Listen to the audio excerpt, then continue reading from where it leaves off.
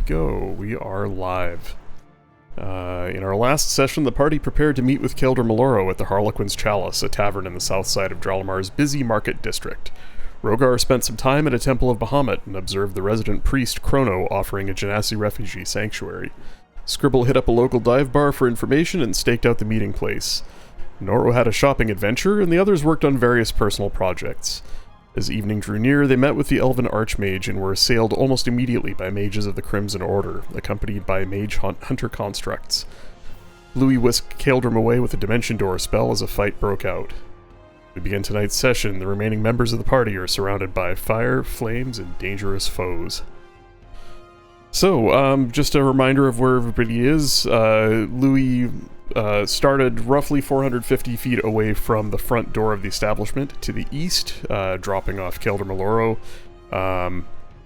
who promised to meet up with you all later.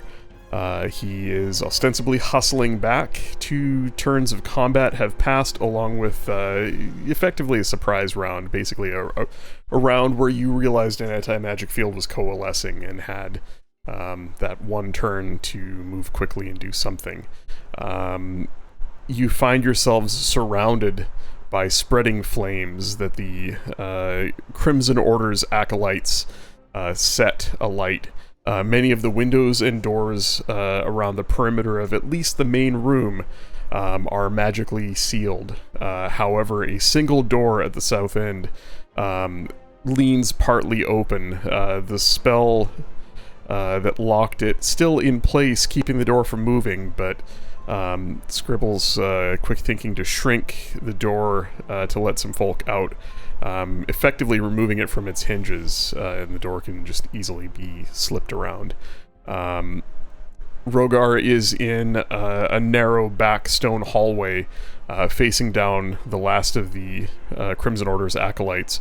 Behind him, a prone, nearly finished off mage hunter lies at the feet of one of the Black Blades, who so far hasn't engaged anyone in combat and seems to just be looking to escape. In the main room of the tavern, Scribble at 1 hit point, the mighty Noro, and I'm guessing pretty pissed off Lunalia, given that we got to see a Druid's Blight wreck the shit out of somebody last week, are in the main room with a prone and bleeding out Laceran at the foot of another one of the mage hunters, it being assailed by Scribble's Hound of Ill Omen. A handful of patrons and a barman are left in here, surrounded by flames, and the flames are spreading.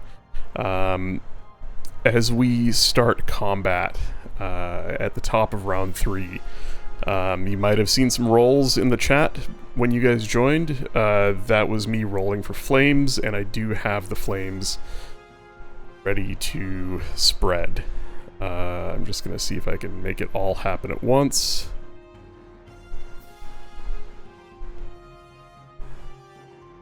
Oh, rip Noro. And just to be perfectly transparent on this, the way I do it is any one square that is surrounded on at least 2 sides by flames automatically alights. For the rest of the squares, I basically count the number of vacant squares around a single contiguous bit of flame and roll a die. So if there are 8 squares around a large area of flame, I roll a d8 and sort of try and spread however many of those squares alight somewhat evenly. I've also replaced some of the blobs of fire with larger blobs of fire, just to... Did you mean to put Ember on the map? I did not. He meant to put lots of embers on the map. Yeah, I did not. But Just not that one. That is roughly where she is, obviously still in the anti-magic cone, and given that she's a simulacrum, she is temporarily suppressed. So not really a reveal there, but thanks for pointing that out. Just to remind you, there are a few less tokens on the map than are actual people in the room. probably not more than 2 or 3 more. I just didn't feel like putting tokens in for all of the civilians. The place is filling with smoke. By the top of the next turn, we're going to be lightly obscured, and in a few more turns, it might get thicker than that. The only easy exit seems to be behind Kalos Nalth, who is covered in what is left of a majestic breastplate of icy armor, jagged spines rising up over his shoulders.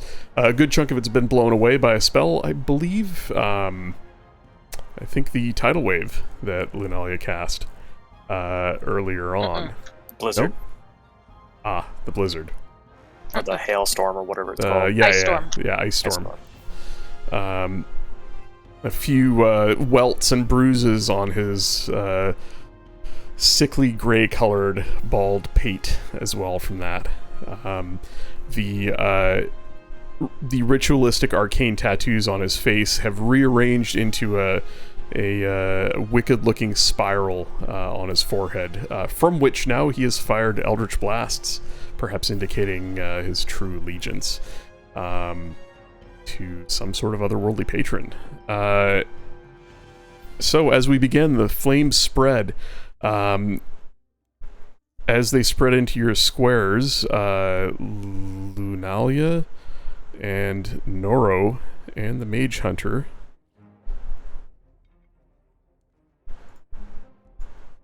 sorry, I'm just gonna take care of some of these flames here. Lunalia and Noro,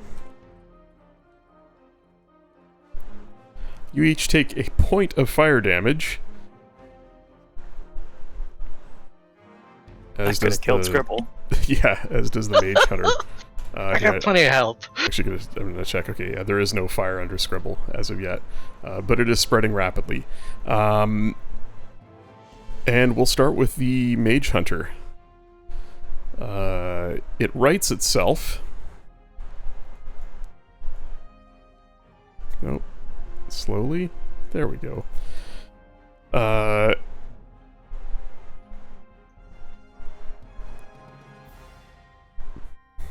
It rights itself and turns to come after you, Rogar. Yeah, you know what? He's gonna... going to roll this as a...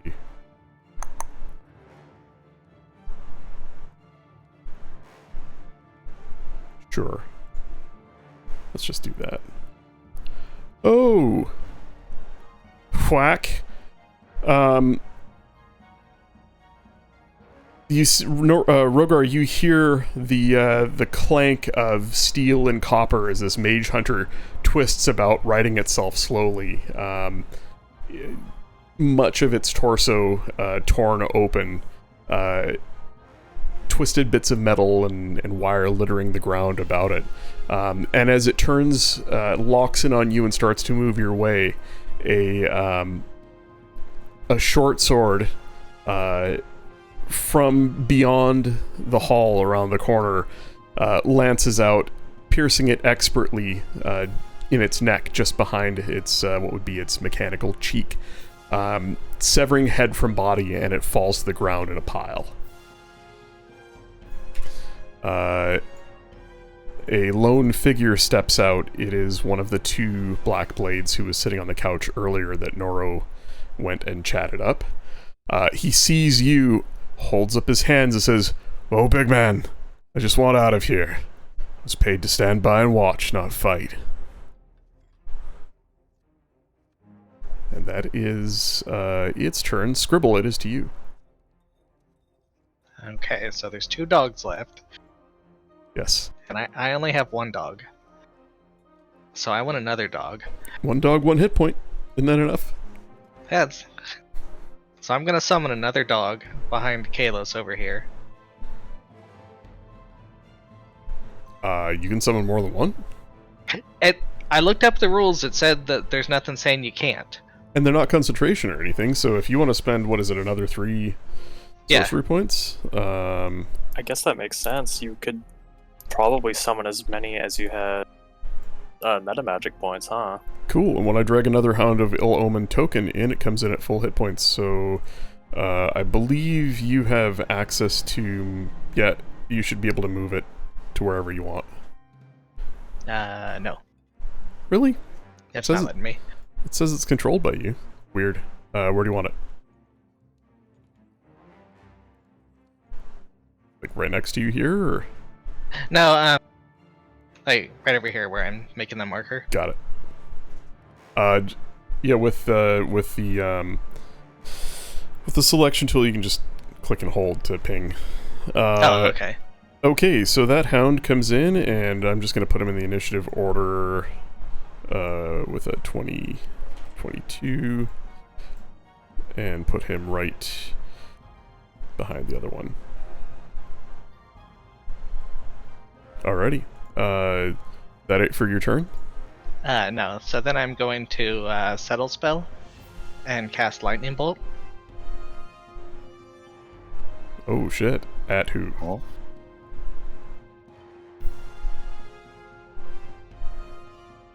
Beautiful. Should be able to hit Oh. both of them this direction.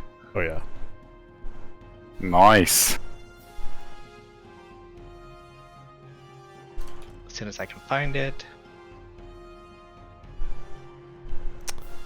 Yeah, I've got a lightning bolt template somewhere, but I'm having a hell of a time finding it. Damn! 33 damage. Oh, whatever. It's easy enough. It hits both of them. Does the lightning bolt spell light objects on fire? I don't know. Of course it do. It I would mean- have to. It doesn't say. Oh wait, no, it does.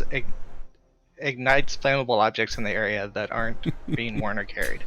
1, 2, 3, 4, 5, 6, 7, 8. Just for funsies. Alright, DC 16 dexterity save, so Kalos Nalth. Dex save. No. And the Mage Hunter. Dex save. Yes. Mage Hunter takes half of that 33 damage. What is that? 17 points? 16 points.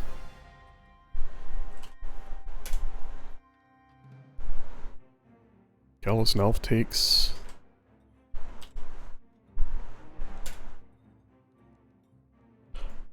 The lightning bolt, he disappears in this 5-foot wide solid beam of electricity, and as it dissipates, scattering into arcs that spiderweb over the surroundings, igniting small fires all about, you can see that the ice has shattered, mist rising from his form, combined with the smoke from his burning robes. As he takes slightly less damage than you would expect, but damage nonetheless.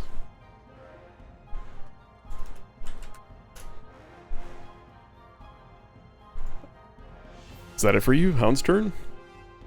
Yeah, so that'll be my Hound's turn, but since I used a meta magic, then my Astral Shard, I teleport over just in his face. Oh shit, okay. Now it'll be the Hound's turn. Alright, on the Hound's turn, I guess it attacks with advantage because flanking. Which one do you want me to do first? Oh, that's a good question. Do the other one. This one here is the higher in the initiative order, I guess. Alright. I'm guessing it's just attacking the, Oh, you know what? I didn't roll, the D8 fire damage. So this guy here is actually standing in fire, and takes 3 points of fire damage. The Hound of Ill Omen, bites deep. Ooh, that's a fail. Prone? Yeah. And the Mage Hunter goes down, the Hound biting into it for a total of 18 points of damage. Nope, 7 points of damage. 7. I mean, if you want to give him 18, that's cool. Oh no, you want to go for the other Hound?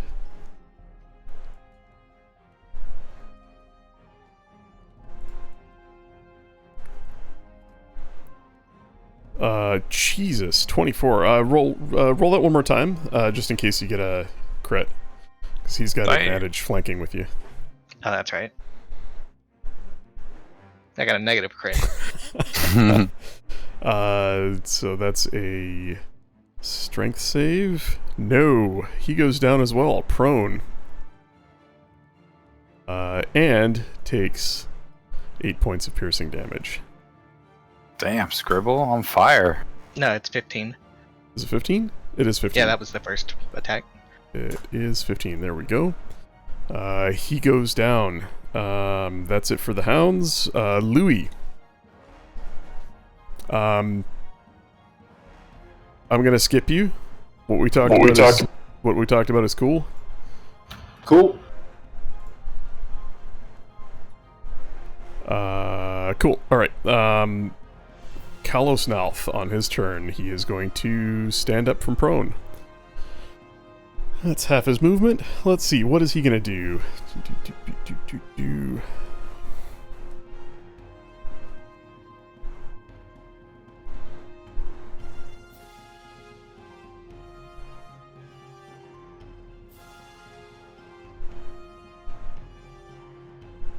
Well, I'm gonna start by having him make a roll here.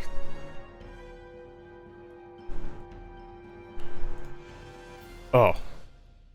Fucking waste of a natural 20.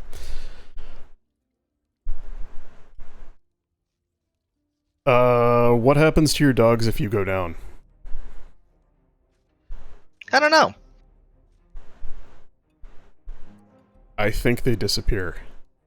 Probably. I mean, it would make sense. Pretty sure they do. Alright, well, sorry. He is going to cast, because you guys are actually hurting him a fair amount, he's going to cast Vampiric Touch. Cheater.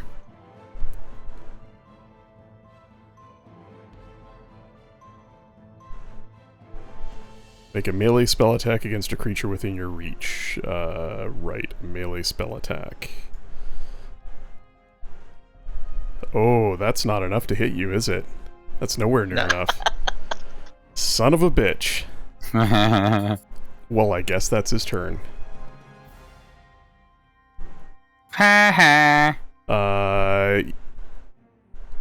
what? it doesn't say, like, but it makes sense that if I go down, that it... Yeah, he made an Arcana check to sort of try and determine what this hound was, and decided based on the nat 20 he got for a total of 27 that he would attack you instead of it. So he blew the 20 on that? Yep. Hell sure yeah. wish he'd blown the 20 hitting you.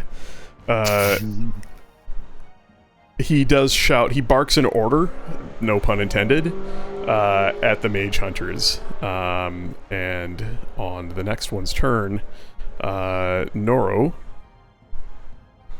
it's going to leave combat, so you get an attack of opportunity on it. This Mage Hunter here.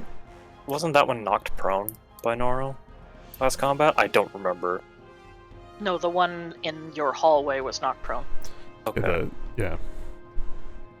Attack of opportunity it is, and I'm raging. Okay, Soul Drinker to the face. Oh, it was an 18. Now it's not. Rip.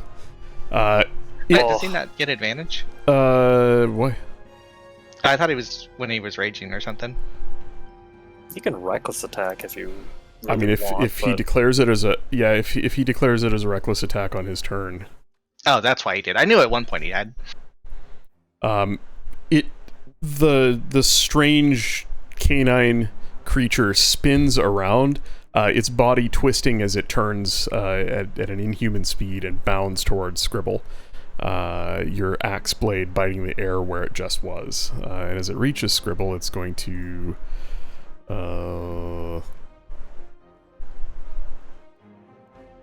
it is going to bite him. That doesn't hit, does it? No. It is going to claw. I believe that hits. I'll shield. For an AC of... 22. And it's going to claw one more time. As its attacks bounce off of this shield that you quickly whip up about you. Its blue eye pulses.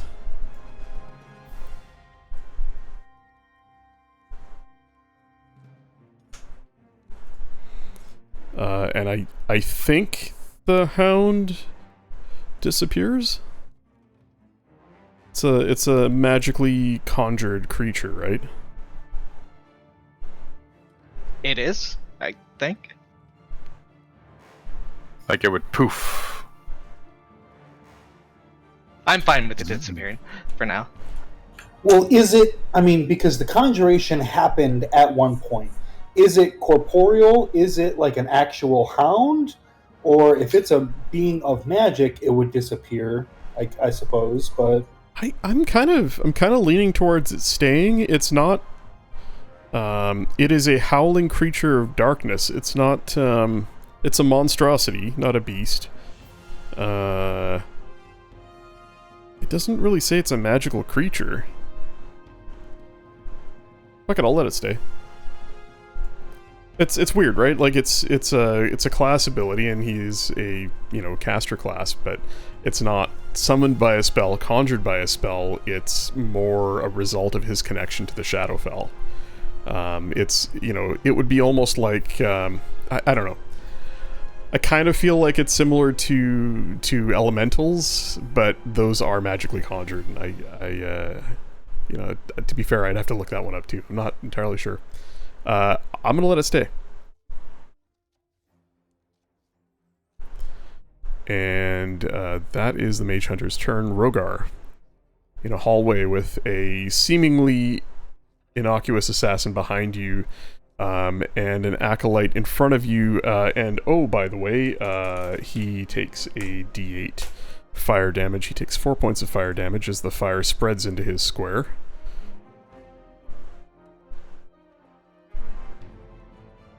Rogar will...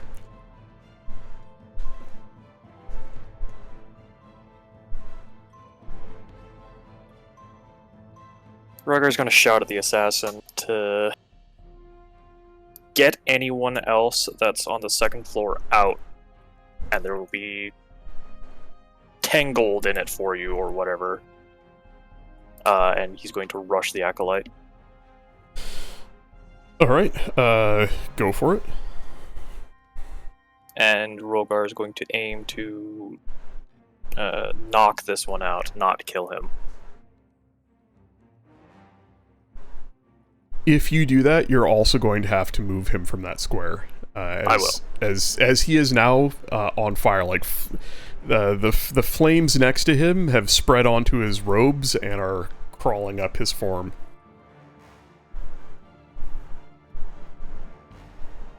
Yep, I intend on doing that.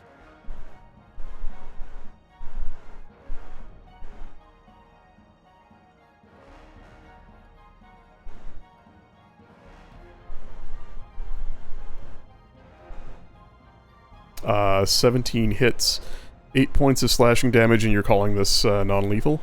Mm-hmm. He is down, unconscious. With my remaining 5 feet, could I grab the acolyte and pull him into the room next to me? The one with the water basin, it looks like. You absolutely could. I will do that. Try and put him out. I'm not going to make you roll a grapple or a strength check. He's lying on the ground in a crumpled heap. You grab him, do your best to put out the fire on that's on his robes, and you pull him into the room.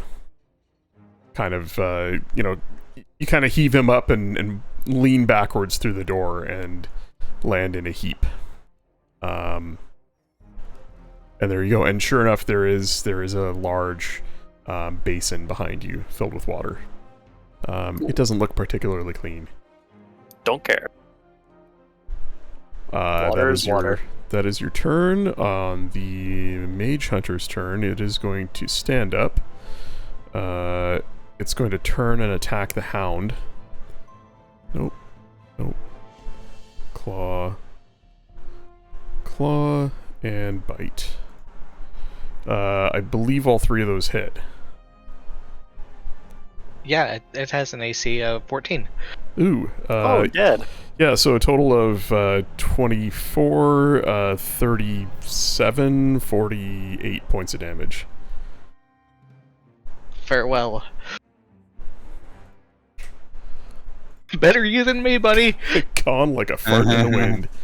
And the Mage Hunter turns back towards Lysarin.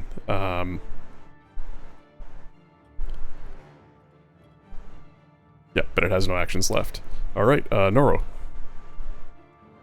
Fire bad. Fire is bad. It like, how hurt is Scribble, I guess? I got plenty of life.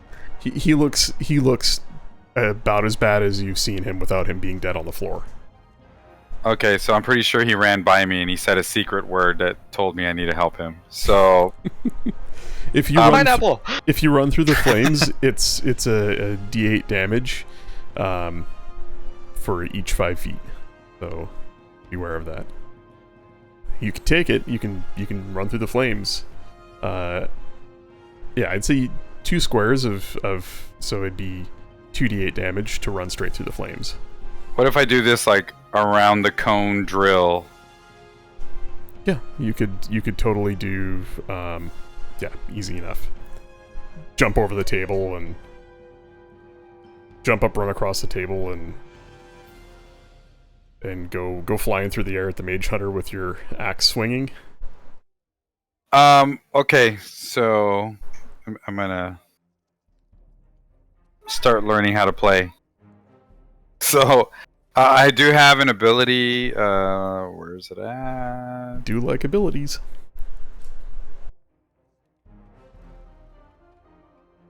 Oh, it's called Rally. So on my turn, I think it's a.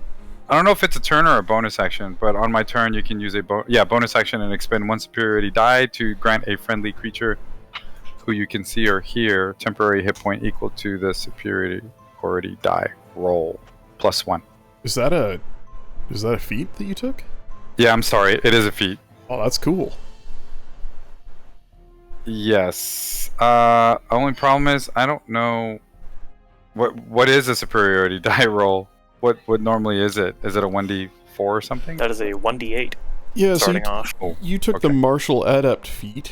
You have Yes. 2 maneuvers. Your superiority die is a d6, and you can actually roll that by D6. clicking on it there under the Martial Adept description in your features and traits section. You took Sweeping Attack and Rally. So just above where it details Rally, you should see a d6 and a D&D Beyond button next to it. Oh yes, I found the button. Okay, let me roll it. So, This is for Scribble. there's no range on this either. No, so if I can hear them, even if I don't have to see them. Other way around. He can see and hear you. So yeah, you shout. Oh, I see. You shout, some words of confidence or something, and I don't know, whatever you. It might just even be like an inhuman roar that inspires your friend. Yes, that's it. Rolling. Oh. +1. Yes. Nice. So Scribble, you gain 7 temporary hit points. That's like 7 times as much as I had. And then I'm gonna charge towards the Mage Hunter, and understanding how they work, I'm gonna try. I'd like to push him out of the way again. Like, I don't know if I can. Can I push him into that square, or would it have to be something like here? You can push him into this square.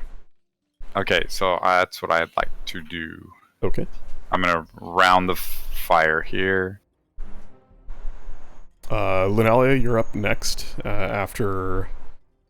Oh dear. After the seven people go. Nope, the unconscious acolyte and the assassin who's not engaged with anybody, who is literally just going to fuck off.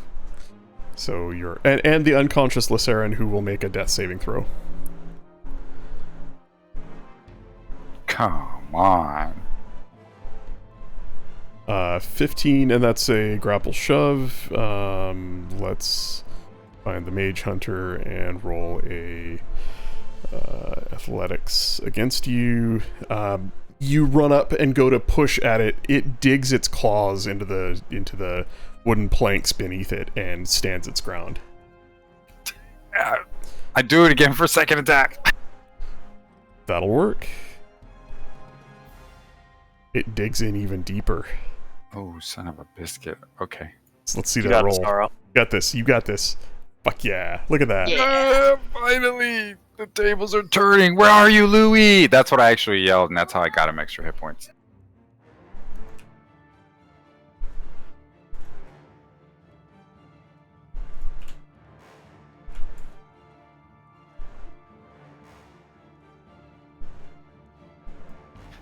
Does it also affect why I don't even know, but does it affect Kalos as well?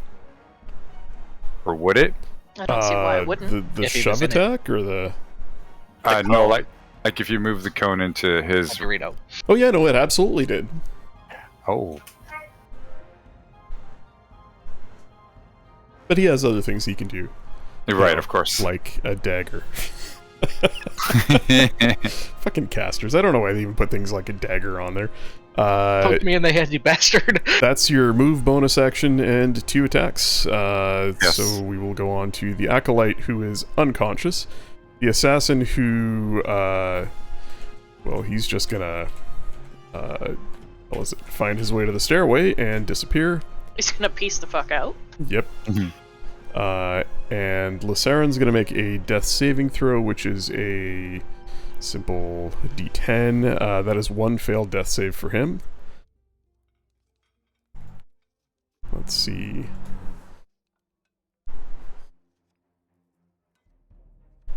Oh, come on.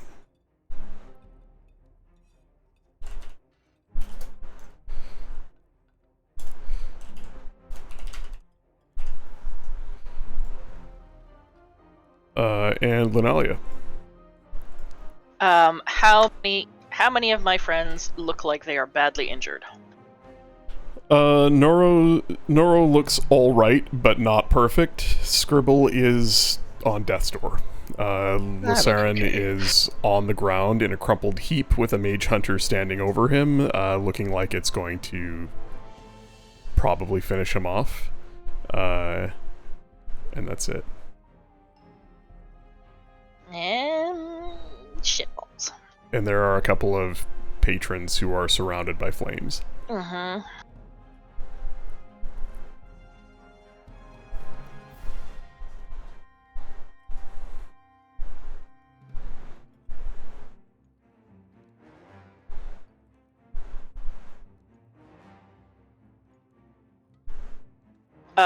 Okay. She's going to... Fuck. She's... Also, if you end your turn where you're at, you're going to take another D8 fire yeah, I know. damage. She's got to move first.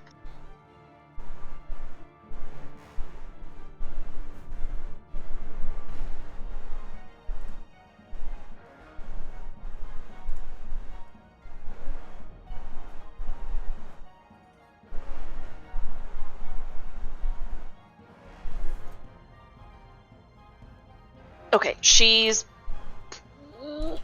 gonna move around the fire to get here.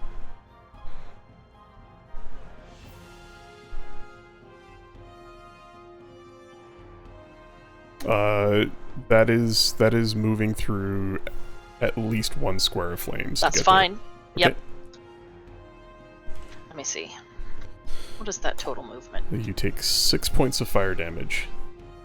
6 points. Okay. Slightly less moist now. Drying out. Drying out. Yeah, dry skin. It's a bitch. She is.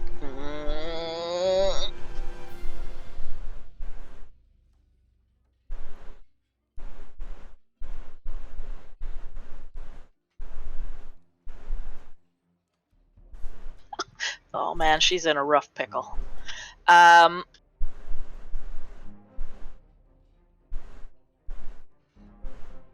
My friends are fine.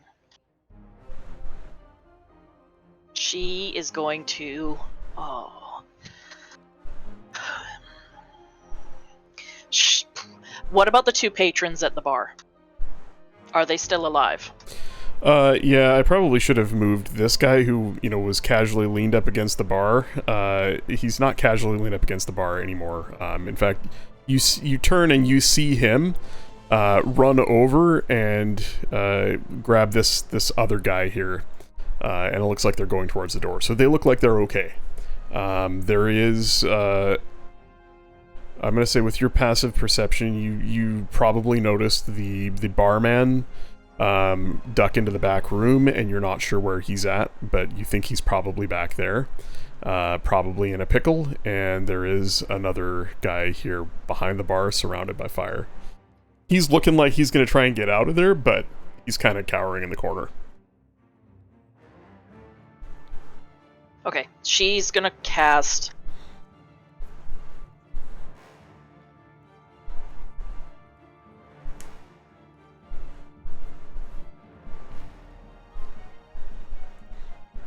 I'm just going to take this opportunity to start rolling and spreading flames.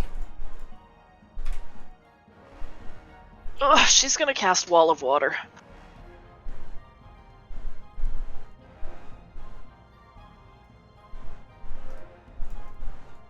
And she's gonna put it around... Oh, she's gonna put it around Lysarin.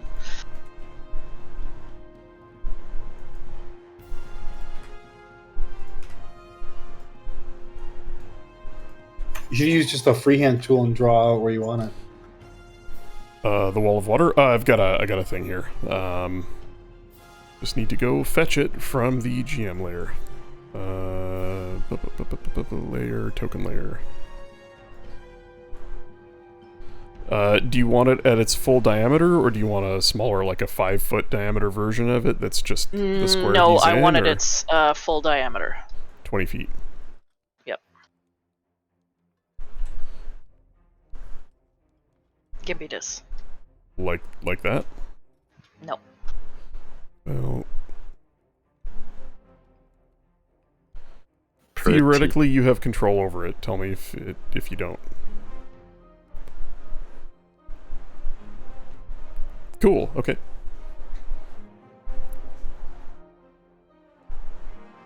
Yeah, she wants to separate the dog from Lysarin and put the fires out around him. Alrighty. Hang on, let me cast it, actually.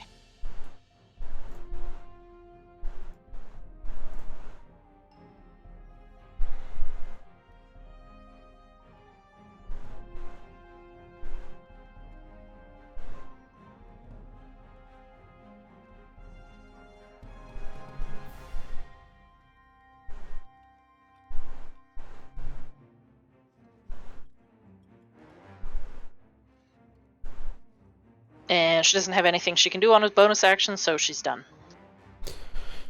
Alright, any ranged weapon attack is a disadvantage. Ranged weapon attacks, fire damage halved if it passes through the wall. Looks like there's no... There's no hindrance on movement moving through it. Difficult terrain, got it. This is difficult terrain. Yeah, so the square passes through is difficult. Yeah, got it. Alright, that is your turn. I am just finishing spreading the flames here. 1, 2, 3, 5, 6.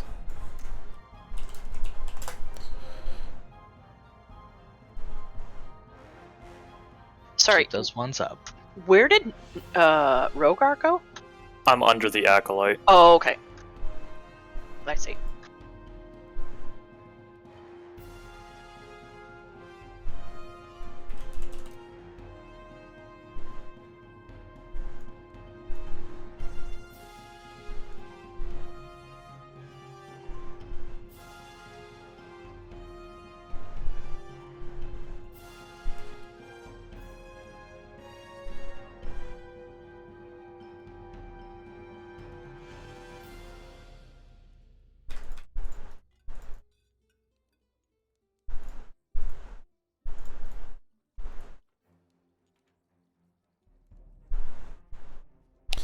All right. That is the. Oh, sorry, I missed one.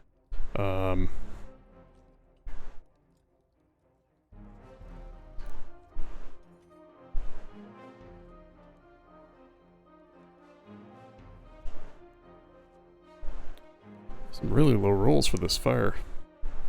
Good.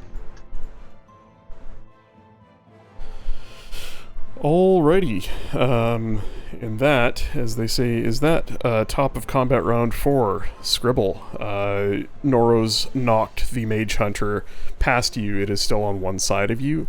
You feel the touch of Shadow and Spellweave again as its beam is knocked off of you. What are you doing? How are the two dogs and the guy looking?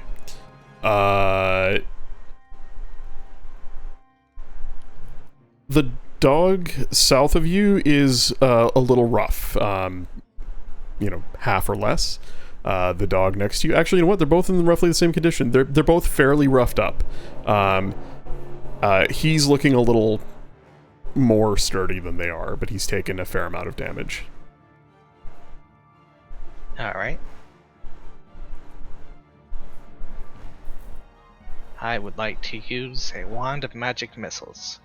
Oh shit! Oh, right. I forgot you had those. Oh Pew. god. Yep. But I don't know how to use it, so how do I use it? Well, you literally just pull it out and point it at him and go bang. Well, yeah, no, like how do I roll? You don't. That's the beauty of magic missiles. But don't I have to roll the damage? Yeah. Well, it should have a thing there. No. Isn't it 3d4 for level 1 and then an additional d4 for each level? Well, yeah, but I mean, he should just be able to click on the wand and.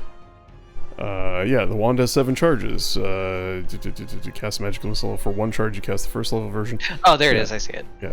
So you should just be able to click on the. Yeah, I didn't have it equipped because yeah. it was blocking my. I was gonna say, I thought you could go to your spells page and see if you equip it. It shows up on your spells list. Okay. You can just cast as a spell.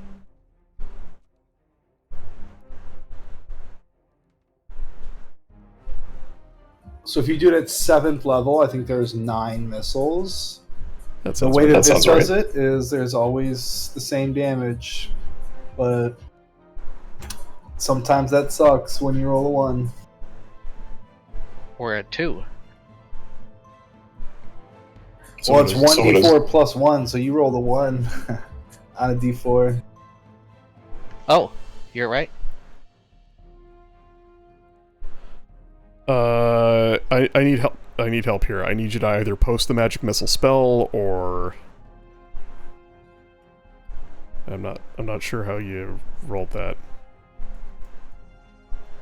I just clicked the button. Yeah, I know. Yeah, I know.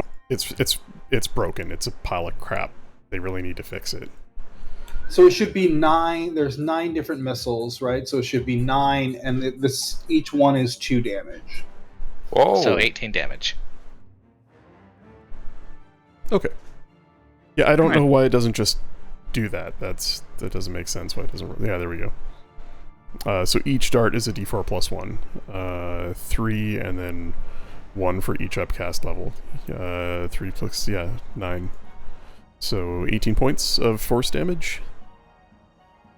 Yeah, apparently. Give me a second here. I'm just checking his shit. No. Yeah, no, he takes it. 18 points of force damage as he is battered at point-blank range by these spiraling missiles that fire out in his face and then spread all around him, battering him from all sides. Bonus action? Bonus action. I will summon my Shadow Blade. Okay.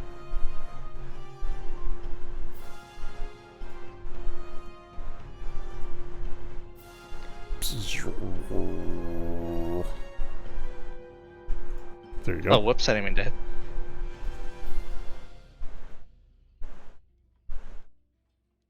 Are you're not attacking with it, right? You're just No, summoning it? I'm just Right. trying to display it, but And it is your hound's turn.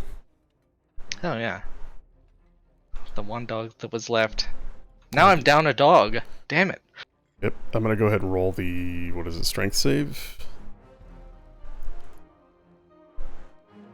Nope. Does a 15 hit? Yes, it does. His AC is 15. He's knocked prone again. I'm just. I did not. And 13. Wow, he rolled the same to hit and same damage twice. I got skills. All right. He is prone. Louis, inching closer.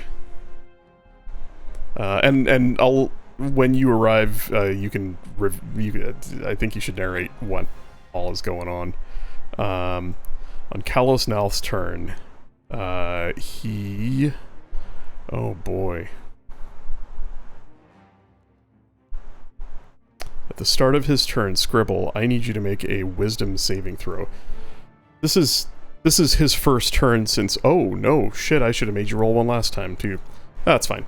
I need you to make a wisdom saving throw. And, Noro, you're not within 5 feet of him, so you're okay. I did it. I need the Hound to do the same thing. Jesus, nat 20. Although I don't know if the Hound is immune to psychic damage. I don't think so. Okay.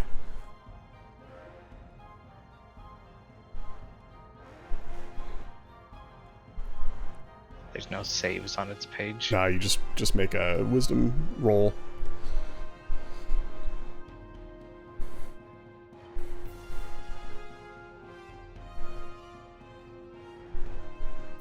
That is not enough. He takes 9 points of psychic damage.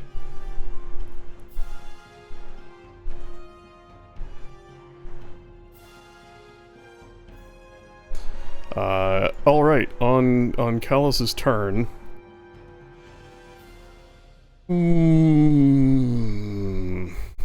Things are not going well for him. He is going to... 30 feet. He can't see through that wall of water anymore.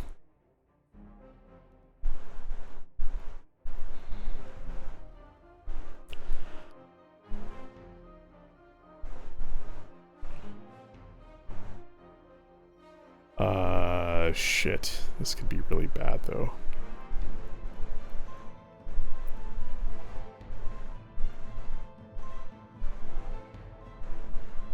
And then he has half his movement, right? Because he has to stand up. Well, yeah, he's not moving anyway. I have a spell, and I'm just not sure I want to take that chance. Sure, it'll be fine. Yeah, it'll be fine unless you make the save, which you will, and then he's fucked. He's got more than my one life. You got more than you got 8. Come on.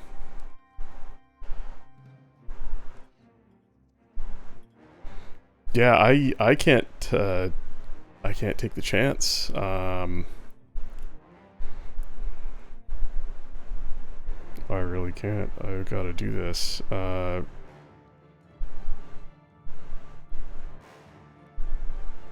We're gonna kill your bad guy. I mean, not if he kills you first. Now is not the time to spitefully say Yeah, I think He's not gonna kill me. He'll just kill Scribble. He's got that's a backup that's a character. ranged spell attack. That is a...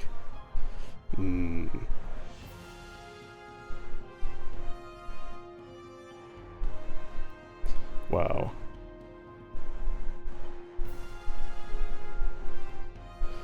Yeah, I'm not going to take any chances with spell attacks. I'm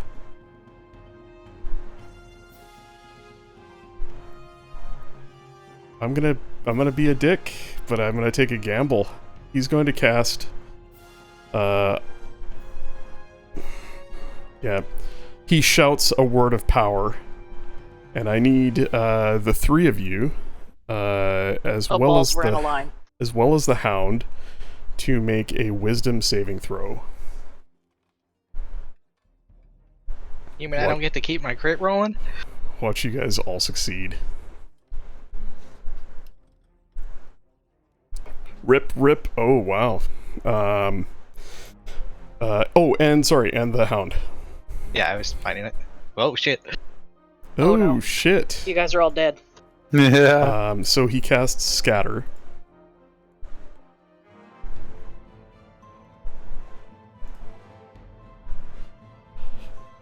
The air quivers, and suddenly, Noro, Scribble, and the Hound are removed from space and time and reappear at a location of his choice.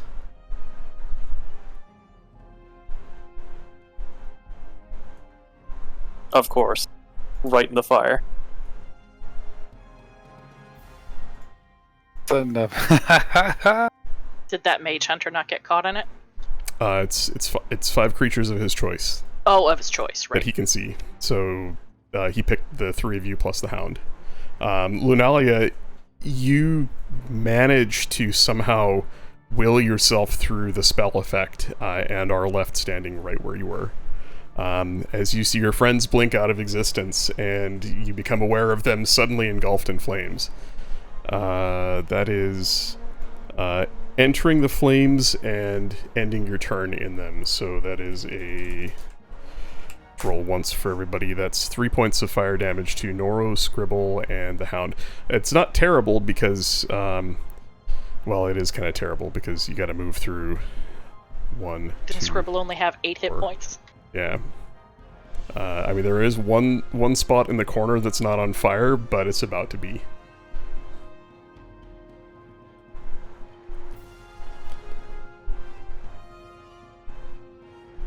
And oh boy, that's his turn, because he doesn't have any bonus actions. The Mage Hunter is going to... Oh, sorry. Scribble, your laser sword goes with you. Hell yeah. On the Mage Hunter's turn, he shouts a command, and the Mage Hunter... Hang on. It's the right way. Yeah. The Mage Hunter runs up to Lunalia and attacks. Bringing its beam with it. Come on, beam. Oh, for fuck's sake. Please stop. There we go. Zip. Zip, zap, zoop. Nope. I can't remember. It goes through walls, yes? You would imagine so, given that its effect somehow affected you all in that back room. Yep. It is going to... can I roll this together? Nope. Rip. Claw. Natural 1, and a bite. It's a total of 22 points of damage from the claw and the bite. Okay. You are grappled. So your movement speed is 0.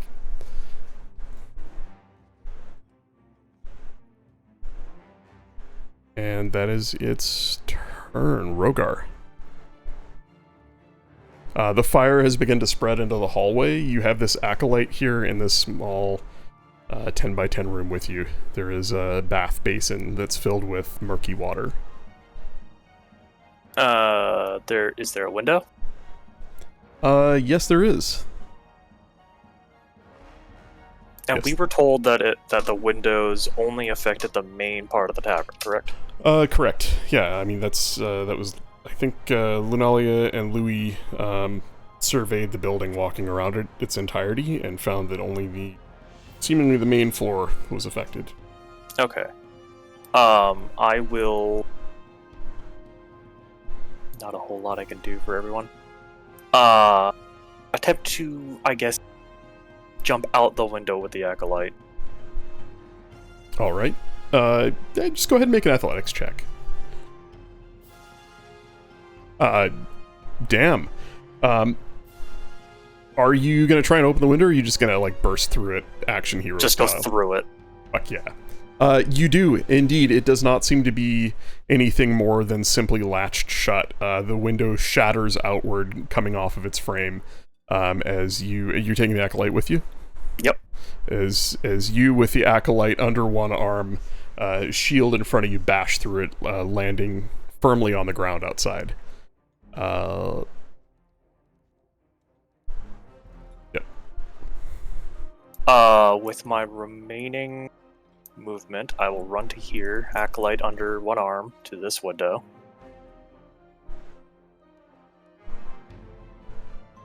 Oh, I can't select the acolyte.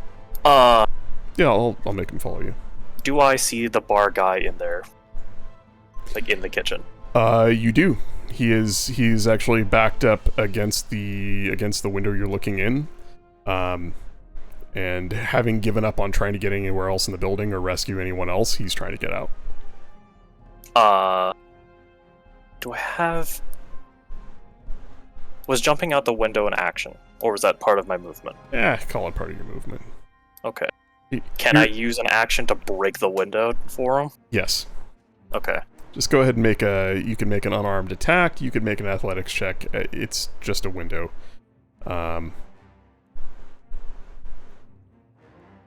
Holy shit. Just Wow. shield through window. grab Shield him. through the window, he grabs onto it, and as you pull the shield back, you pull him out of the building. There is only one downside to this, and that is you feel a jab in the small of your back if a 19 succeeds for It 6 does. points of piercing damage. Ignore the poison part. That's not there. What? This asshole's trying to kill you while you rescue him. No, No, this is someone else. this asshole up on a plank between two rooftops. For any of these crossbow rolls, ignore the poison damage. I'm borrowing the assassin template, but I just needed a guy with a light crossbow. Hmm.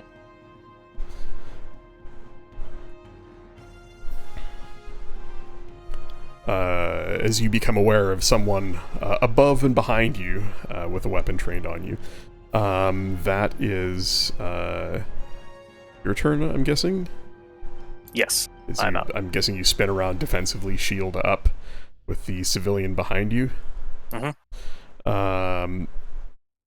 What's your passive perception? My passive is 19.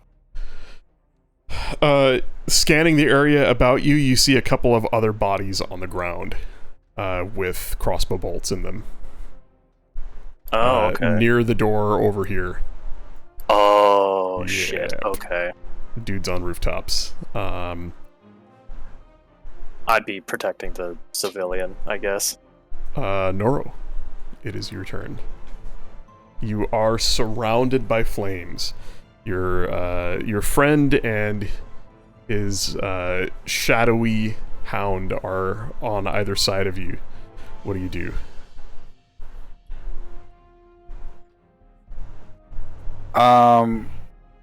Worried about Scribble's crusty feathers catching on fire. How far can I throw him if he's Oh, a God. willing ally? Oh. I feel like we had to figure this out once before. Yep. Yeah, that's true. I think Yeah. I threw him 25 feet or something like that. I can't honestly remember. I feel like, I mean, he's small and he's a bird, and I feel like my knee-jerk reaction, or if you play D&D a lot, my knee-jerk reaction is to give Noro half of his own movement speed as the distance he can throw Scribble. Just as some grab out of the hat number. How much does Scribble weigh? Like 45 pounds. You know, Wouldn't he be a spear? Can he be a spear and not throw him 120 feet? I mean, if he's that light. The reason I'm going with the half your movement is if you grapple somebody and drag them, you can drag them half your movement. I mean, the number sounds fair to me, to be able to throw him half his movement speed. Half I of mean, Nora's I movement. think that, I don't know. That sounds pretty alright to me. I don't know. The other thing you could do is you could grab him and like carry him through the flames. Pick him up, hold him over your head, and run through the fire. It's a long way any way you go, though.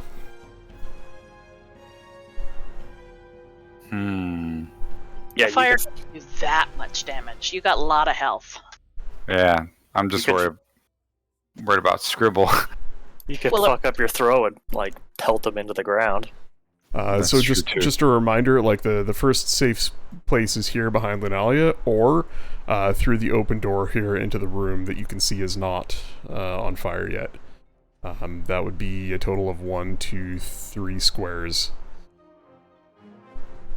of movement. So 3d8 fire damage to get to there. There's no way that guy has stayed up in that corner just calmly as his friends died, He's just Just- chilling. finishing his beer. No, I- his Oh, he's face. panicking. I mean, he's It's- he's panicking. There's fire all about. There is people milling all about. Spells getting slung back and forth. These robot dogs running all over the place. This bad looking mage dude by the door. Where is he gonna go? It's a regular Tuesday. I don't know, his face looks pretty calm.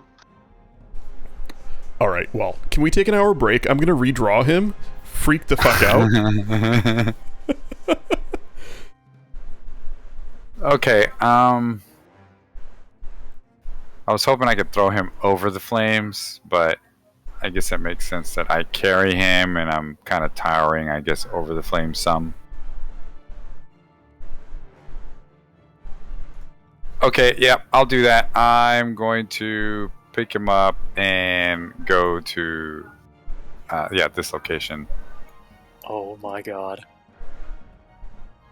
So I'm gonna do that. There we go.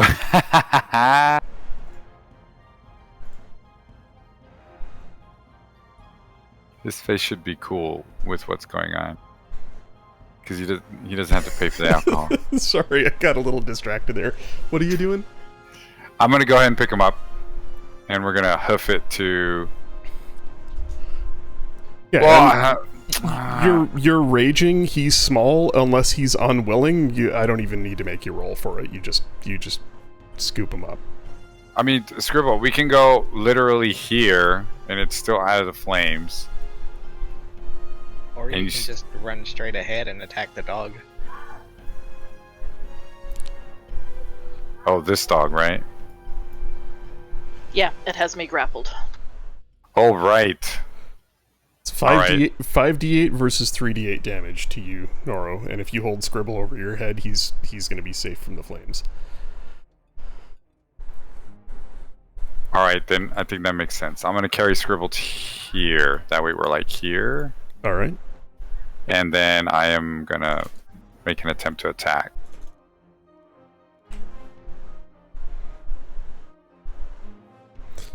I'm assuming you deposit Scribble next to you, like here. Yes. I don't like that we're bunched again, but trying to do some things, and I know that takes up my movement action pretty much completely. 1, 2, 3, 4, 5, 6. You move 30 feet. Yeah, okay. So then at this point I'm going to try to help. How do I help Linalia free up? Can I attack without hitting her, or? Don't you have boots of speed to... Yeah, I thought you had 40 feet of movement. Yeah, you've got another 10 you're feet right. of movement. You're right. Could, Okay. you could move to here. You could move to either side of her and attack the dog. You could stand on the table and smash down at it. Yeah. I don't know. I got a bad back. I thought I was Long gonna way to do reach something down. here. Oh yeah, sorry. And in your run, you take 21 points of fire damage. Oof.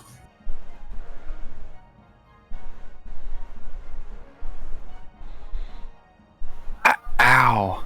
You only need one. The only hit point that matters is the last one. Yeah. Jeez. All right. I'm gonna go ahead and reckless attack on this one. Okay. Oh, come on, please. Do more than you've done. Finally. Nice, nice. Is this, are you putting any necrotic damage into it, or is this just straight slashing? I'm gonna go ahead and put some necrotic as well, because I just want it dead already. Okay. These things are like super dangerous. I don't recall entirely how this works. I think you just decide to, right? And it's just the extra 10 that's on there. I think that's Yes. it's a D10, I think. Oh, it's a hit die, isn't it? 1d10. Or is it just a D10? Yeah, it rolled for him. Yeah. Yeah, I'm showing they rolled. Yeah. So a total of 23 points of damage. Yes. You cleave deep into it. Hang on, is that that's necrotic damage? I just need to check and see. It's immune to necrotic. No. Yeah. So does that mean I take the 10 anyways, or no, because there was nothing taken? It does. Damn it. Ooh, actually, how did I word it? Give me a sec. Let me just take a look at. This is Soul Drinker. Yes. You can choose to deal to that creature and yourself. Yep. It unfortunately damages you too. The blade, hungry, bites into the Mage Hunter's midsection, and finding no life essence to draw from, it instead takes yours, as you feel some of your life sapped away. So it instead deals the 11, the 13, and not the 23. But you still managed to injure it pretty well, and you have one more attack. Yes, I'm gonna do it again. Only the first attack is reckless, right? No. Until your next turn. Yeah, they all are now. Oh. Yeah, but I mean, all attacks against you are as well, right? So that's the trade. That is a hit. The 14. 14. Oh, you're doing points. this one-handed? Yeah, because I'm trying to maintain the manacle's AC on me. Right, got it. Yeah. You cut into it again. It's looking poorly. In fact, it sort of collapses to the ground and struggles back up to its feet. But it is still up. Is that your turn?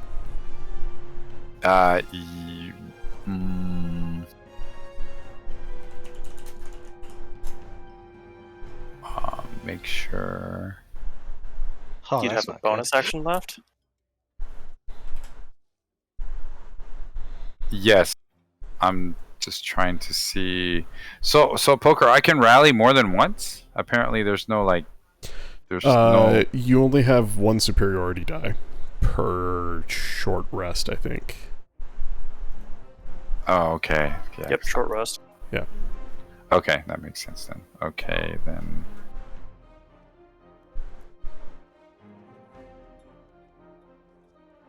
That's one of those feats I was talking about earlier that I don't like it because it doesn't scale. Like, I think your superiority your die should scale as you level up. Yeah. For the feat to stay relevant. I mean, it's still a cool thing to have, but...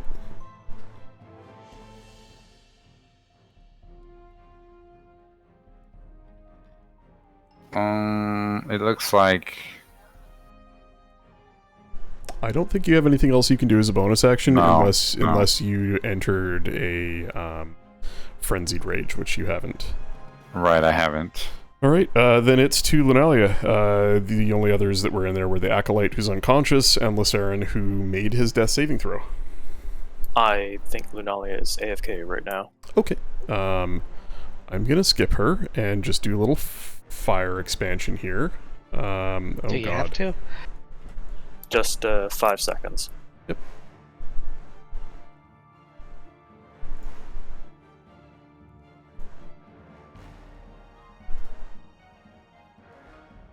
my back, sorry.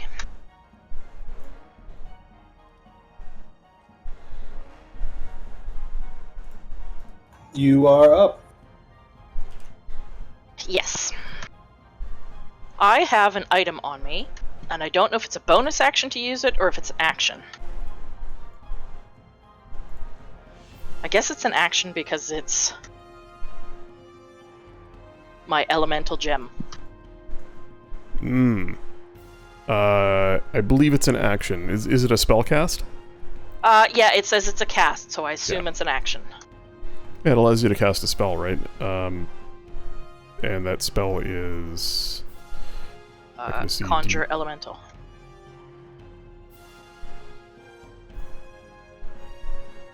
Yes. Casting time of 1 minute?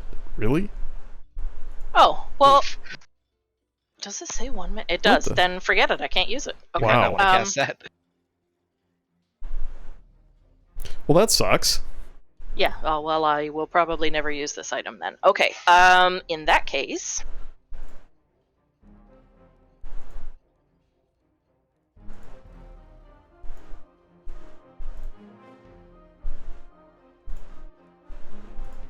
Well, fuck. Okay, that really messes up what I was gonna do.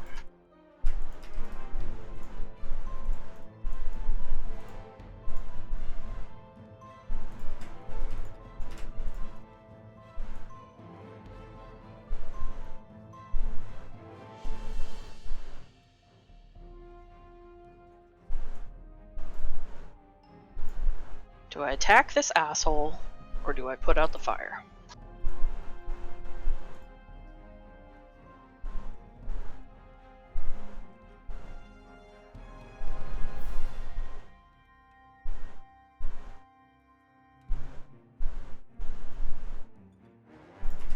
You do whatever you'd want to do.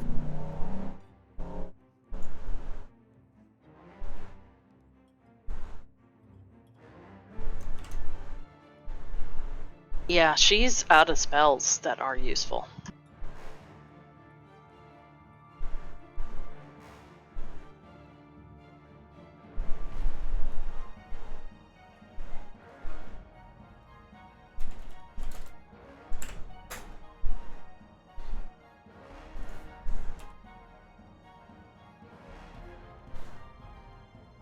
Can we calm down with those big rolls, Poker? No, that was actually a medicine check for the civilian who is stuck in the water wall with Lysarin. He's stabilized Oh, him. okay.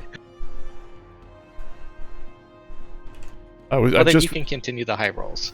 I just realized, I'm like, this guy's stuck in here with him. What the fuck would he do? Well, I mean, he's stuck. He's surrounded by this wall of water. He sees a guy laying on the ground. He's gonna help him. Yeah, that was a medicine check.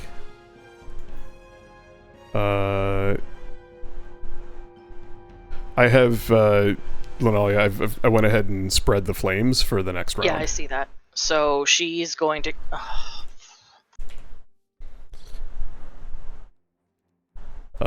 Scribble. really wish I had read hound- that it was a minute cast. Your hound takes 3 points. I just subtracted it there. Okay, I'll say it doesn't let me do it. Man, this motherfucker's gonna run through the world.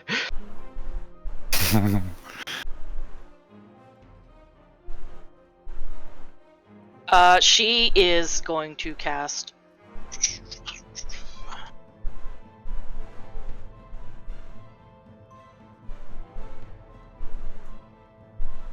she's going to cast Wall of Water again. So this current one will drop. And she's going to put it here. Nope, she's going to put it here. You can move that one, right? Yeah, there you go.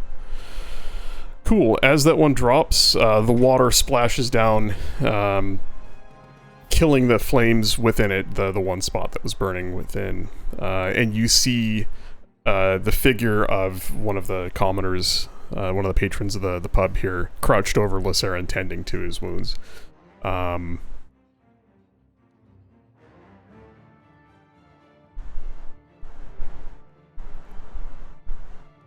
She is also going to move up right beside Lysarin. Right. That's an attack of opportunity from the Mage Hunter. Mm-hmm. That is a claw attack for 11 points of slashing damage. Will you grab one? I mean, you could have paced around without getting, couldn't she? Could she? Yeah. Could she move him there instead? Her there instead? Not. Well, this one. Oh, okay. That one. I Oh, thought it was the other one. Yeah. Yeah, the she's one that going- was in your face. Right.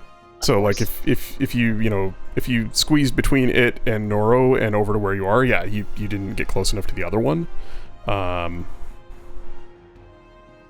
Does that activate my sentinel attack by chance?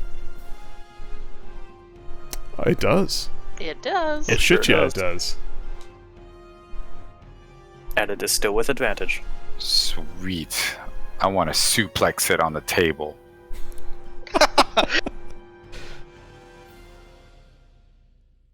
So you're gonna grapple it, and I guess that would just be an unarmed strike. You're not just gonna. I'm not feeling comfortable grappling anymore because they're strong as fuck. Yeah, they are. They are pretty strong. I'm noticing like I've never felt so many grapples in a row, so I'm just gonna attack. I was just kidding. I'm gonna attack. Okay. Oh gosh, glad there's advantage. Oh man. Yeah.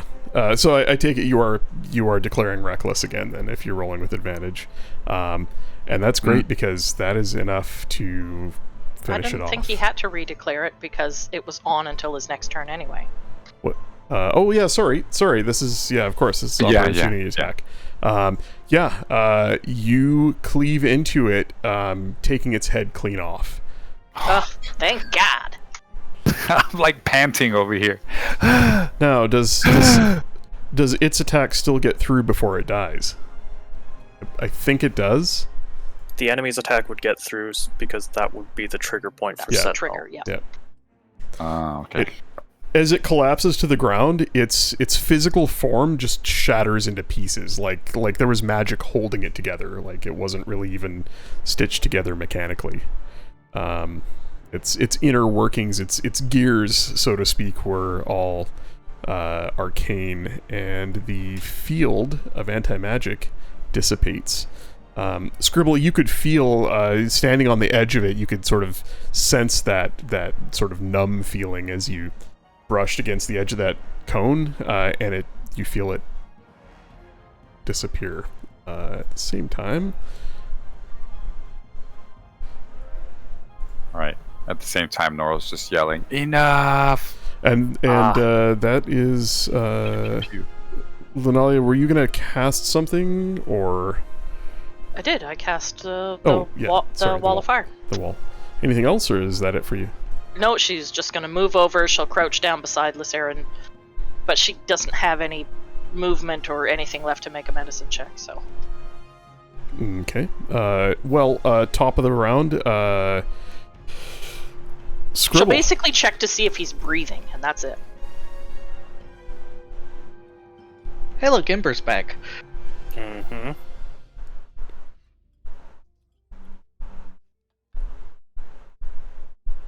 Scribble, Alright, you're so up. I am going to again settle and cast Chromatic Orb this time towards Kalos. All right.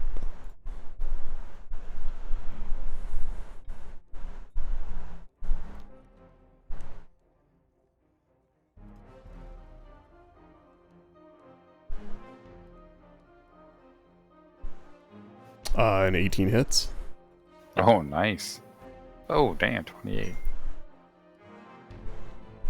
I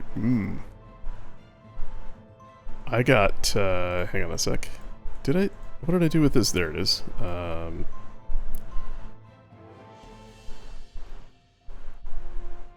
He's got nothing. And by nothing, I mean no hit points left. He had exactly 28 hit points. Oh, How do you do Nice. this? Dang. can I just knock him out? I think we've asked before, and it was decided with the spell that you can't. It's Yeah, acid, so I don't know. That's, I don't know, man. RF, what do you think? Non-lethal with a spell like that? I didn't think spells could do that. Is it acid damage? I don't know how to do non-lethal. it's acid. Yeah, it's true. I mean, with Chromatic Orb, you can pick what damage it is. I picked acid. Okay. I mean, I guess here's how I see it. You did exactly, and he is a major. I mean, normally when you kill a bad guy, you just kill a bad guy. If you really want to do non-lethal, I can treat it like he's got death saves. If your intent is to try and capture him, I feel like that kind of takes away from the spirit of the nature of spell Yeah, that's damage. true. Yeah, we'll just kill him. Okay. Just hit him like right in the chest with a big acid ball. Yeah, this ball of acid spins to life in front of you, and as you raise a hand to push it towards him, he raises a hand in defense as if to begin casting something. It splashes into his chest and just burns in deeply. The smoke pouring out of him, the acrid smoke mingling with that in the room that is now choking and beginning to obscure your vision as he just drops to his knees and then slumps over. Lame. I didn't even get to cast Feeblemind or Finger of Death. But that was good control, you guys getting up in his face, because it really put him in the shits. Like, he had to cast that scatter to get you away from him. And So is this hound still alive then? the hound at this point is still alive and following its last orders. Scribble, anything else from you? You've still got a bonus action and movement. And you're surrounded by flame on like 3 sides. Yeah, I was gonna blink over to him whenever I cast with that's why I use subtle. Oh, cool. Okay. So I would be over by Kalos now. Zoop. Your hound actually It disappears because Kalos is 0. Correct.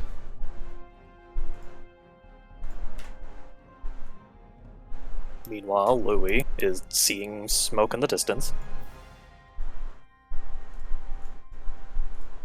Did you roll a concentration saving throw when you were moved into the fire for your sword, or is the sword not concentration? I think no, I forgot to. I didn't realize I. And Louis, better late than never.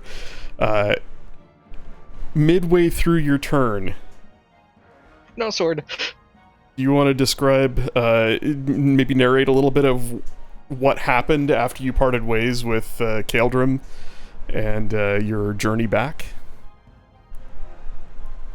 Yeah, like I was running and yelling at Pierre and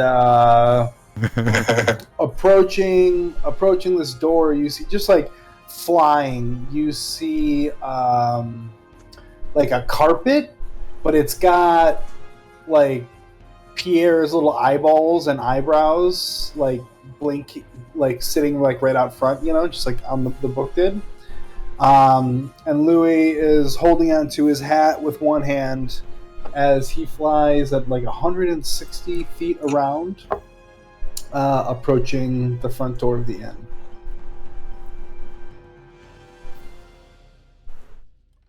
And I don't know where it would get to, but I think you would arrive. I think I had you at 480 feet. 480 feet after 4 turns. 3 turns, 4 turns. Yeah, 480 feet after 4 turns. So your 5th turn, you're basically arriving with plenty of movement, and your action bonus action. You arrive on the scene, skidding to a halt in front of the open doors. Flames are now, smoke is pouring out of the building. You can clearly see the inside of the building is just lit with flames. You see a tattered Scribble standing over a red-robed mage's form. He's unmoving. Scribble has a glowing, not a glowing weapon in his hand because he failed his Constitution save. And further beyond him, you see Noro's form silhouetted in fire, and a few other figures deeper within the room. Do I see any enemies? Yes. Here, let me... Where the hell?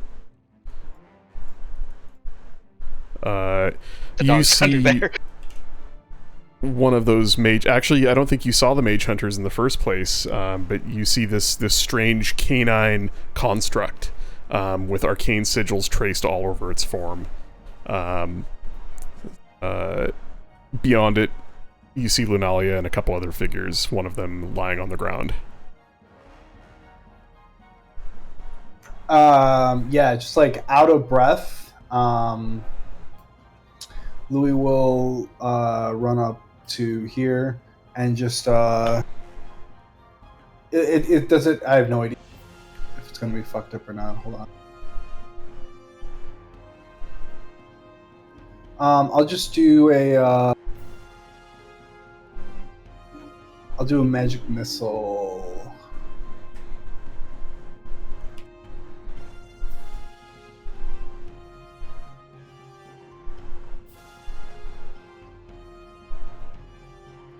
At 4th level, so that's 6 of them.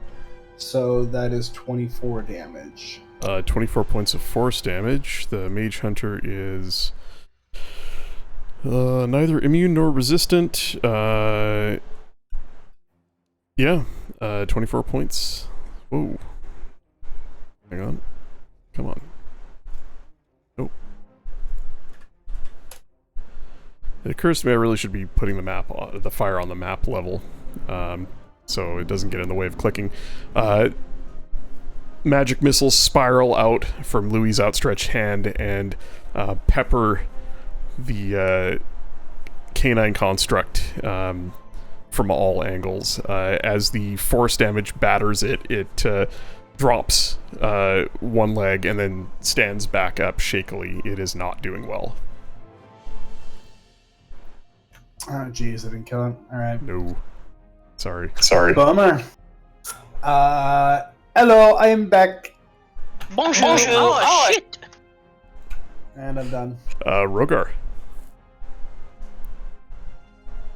So I've got an assassin in front of me, I've got an undead acolyte in my arm, and a living person behind me. Yep, the barkeep behind you. Shit. Okay.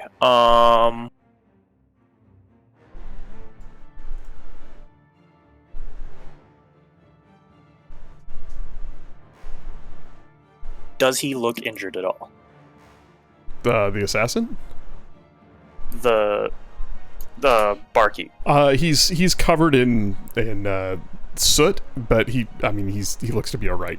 He definitely had enough strength to grab onto your shield and let you pull him through the window, and he's standing on his own 2 feet, breathing heavily.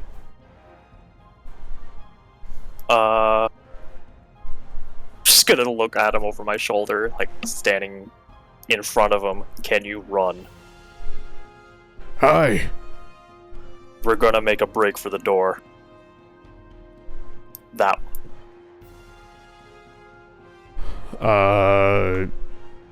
And I'm going to makes his intelligence check. He knows what you're talking about. He realized somebody shot at you. So I'm going to use bait and switch. Oh? When you are within 5 feet of a creature on your turn, you can expend 1 superiority die and switch places with that creature. Provided you spend at least 5 feet of movement and the creature is willing and isn't incapacitated, this movement doesn't provoke opportunity attacks. Roll the superiority die. Until the start of your next turn, you or the other creature, your choice, gains a bonus to AC equal to the number rolled. Oh shit. Okay. I'm going to switch places with the barkeep to give him the AC buff. Alright, roll it. God, I hope I roll high.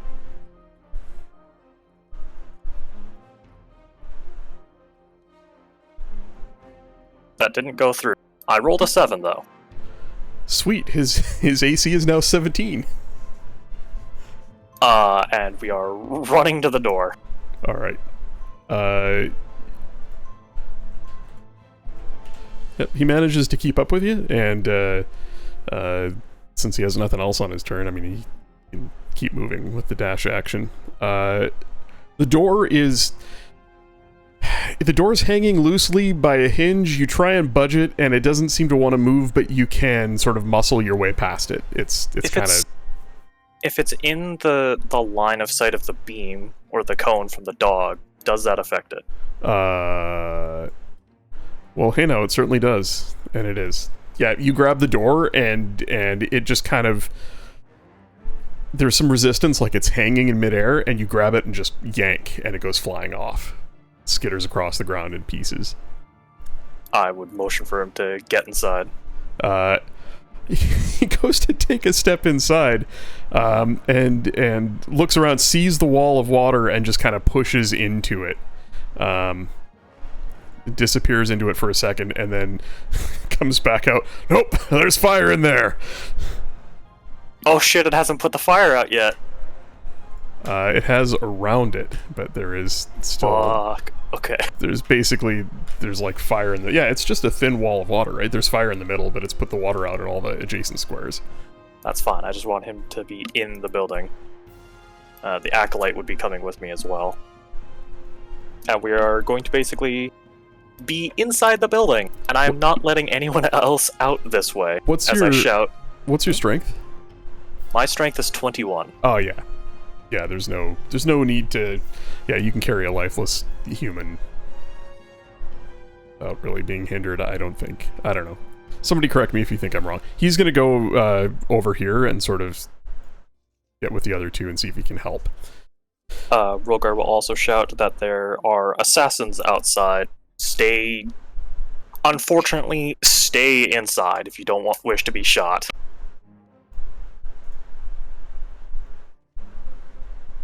That it for you? Yep. Are you standing in the doorway, or did you get out of sight? I am inside the doorway, yeah. But are you... Because that would be the rest of my movement. Are you visible through it, or...? Yes, I would be visible through it. Okay, and I assume you've dumped the Acolyte inside somewhere, like here. Yep, around the corner. And you're in, like, there? Yep. I'm making sure that no one can really get past me, as much of a shitty move that is. I just don't want anyone to run out and get shot. Your AC is 19? 18. Partial cover, yeah, 22 hits. Another crossbow bolt lodges into your leg for 7 points of piercing damage.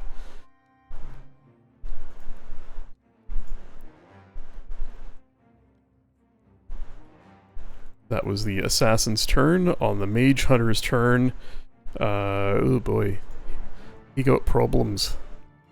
Well, it's a dumb robot, so it's going to keep doing what it was trying to do.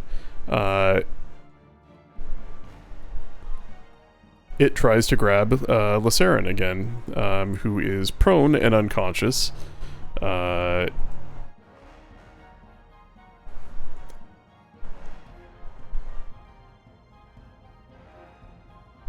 But not currently making death saves because the guy inside the wall of water with him stabilized him. Is that right? Correct. Okay. Stabilized him. He jumps back as the mage hunter grabs Lacerin. It doesn't do any damage with this. It just makes an attack and begins to disassemble as it reassembles itself, wrapping around him almost like a suit of restrictive armor, like bindings. As it grapples his prone form. That is the mage hunter's turn. Noro, it is to you.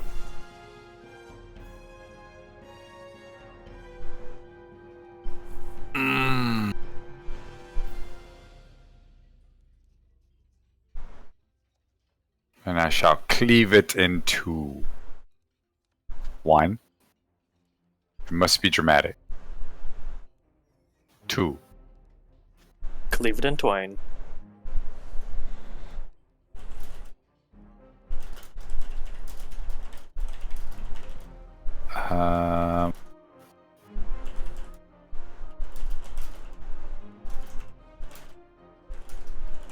Yeah, screw secret. All right, attacking, normal attack. Oh, I can't reckless again or frenzy. No. You can reckless. I'd have to look up frenzy. I don't know if it's worth it with one opponent left. Yeah, you're right. I'll just reckless just to make sure it happens. This thing is not looking good as it's disassembling and reassembling around Lysarin. You basically get one turn before it fully envelops him. You gotta make it count, but you could probably take it out in that hit. Yep. Do you want to describe how you do it? With remembering how the first one kind of felt when he was cleaving it, he just tries to aim like in the same manner to just cleave it into, or lopping the head off, because that's what he remembered worked. With a clean swing, you spin around and cleave deeply through its neck. Its head goes flying, rolls to a stop, and as the life blinks out of its as the unlife blinks out of its sapphire gem in its in the middle of its face, the magic field fades, and Lunalia and maybe others feel the spell weave touch them again, or the pull of nature touch them again, as the Mage Hunter expires. The only threat that remains is the massive inferno raging all about you.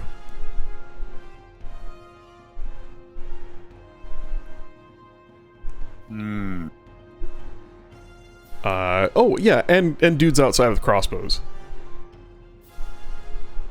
Well, Rogar told us that, right?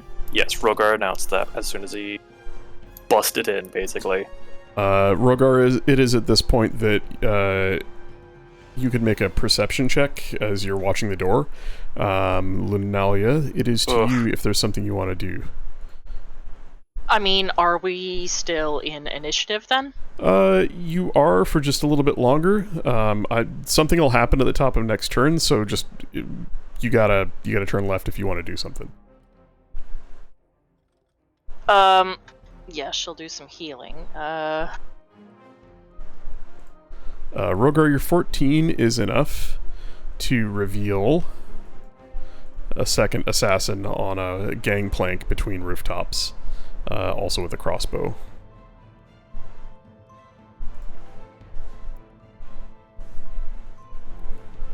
Yeah, she's going to do a mass cure wounds.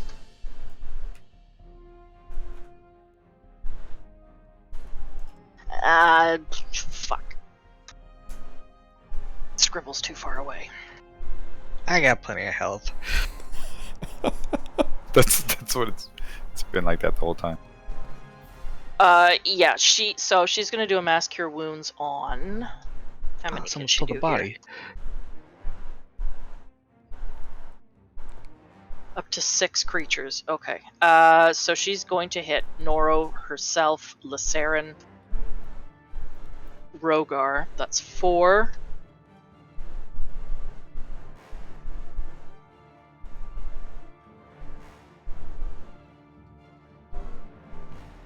Plus the bartender and the other NPC.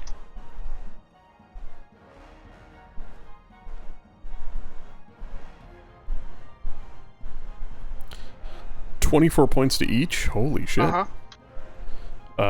And that is... Sorry, say that one more time. So that's Rogar, Lysarin, yourself. Rogar, yeah. Rogar, myself, Lysarin, Noro, the bartender, and whatever patron is more hurt. The bartender and whatever patron is more hurt. Alright, Wow. one of the patrons looks a little worse for wear, a little burnt around the edges, and you can't really tell that with the bartender. He's pretty sooty, but they both seem to straighten up a little bit more and just kind of nod your direction, acknowledging that you did something maybe to help them out. Lysarin's eyes flash open quickly, and he looks about and sits up very quickly, bolt upright, and then grabs his head. Oh. He looks up at you. Thank you. He's back up to full. He has exactly 24 hit points. Wow. He looks around, and there is fire, and the towering form of Noro on the other side of that fire, silhouetted she'll in just say, further flames. she'll just yell out to Noro, well, to Rogar as well. Everyone's relatively close. Get everyone out. Not through this way.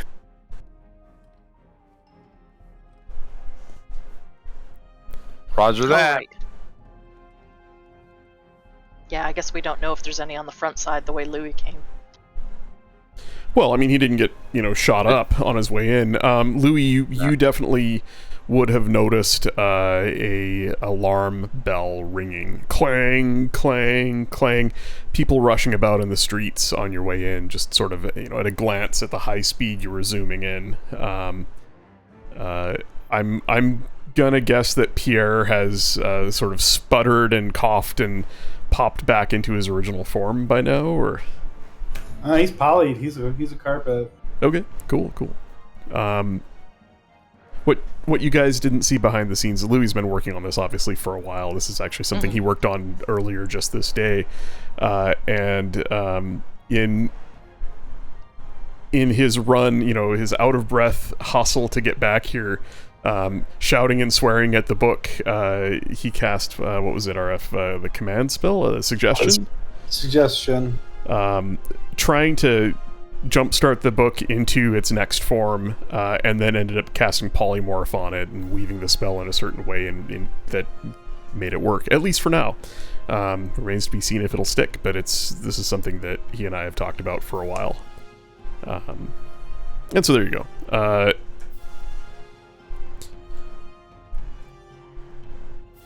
But Louis, based on your estimation of what you saw around the front of the building, it may be safer to exit that way than out the back, where Rogar just came in.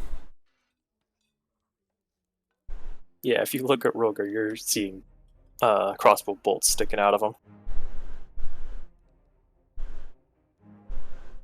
So, without jumping into further initiative order, as the flames spread, which way are you going? Are you guys going out the front?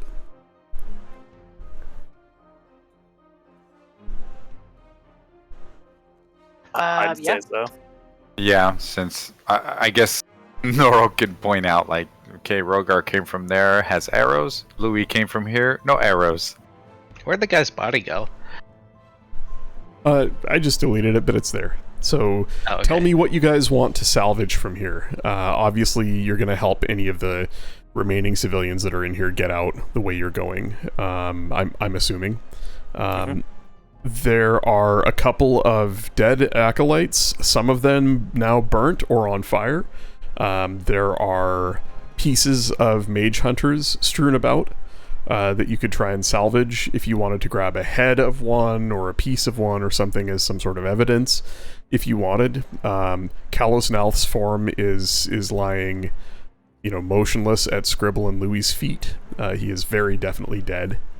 His chest burned open, deep acid burn in his chest. You can see bones exposed. As is his companion, the female red-robed mage, who is her eyes sunken in their sockets, her skin withered and pulled tight against her bones, all life drained from her by the blight spell. You could maybe grab a body or search them, or totally up to you. I say we take one head from one of these mage hunters, take Korn's, or whatever his name is, his body. The acolyte that is still alive, but just unconscious, and the rest of the NPCs with us.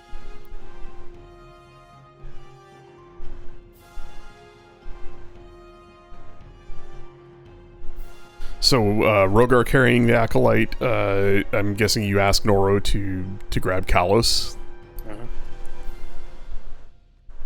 And yeah, I'll grab Kalos. Okay, and he's Noro's not interested.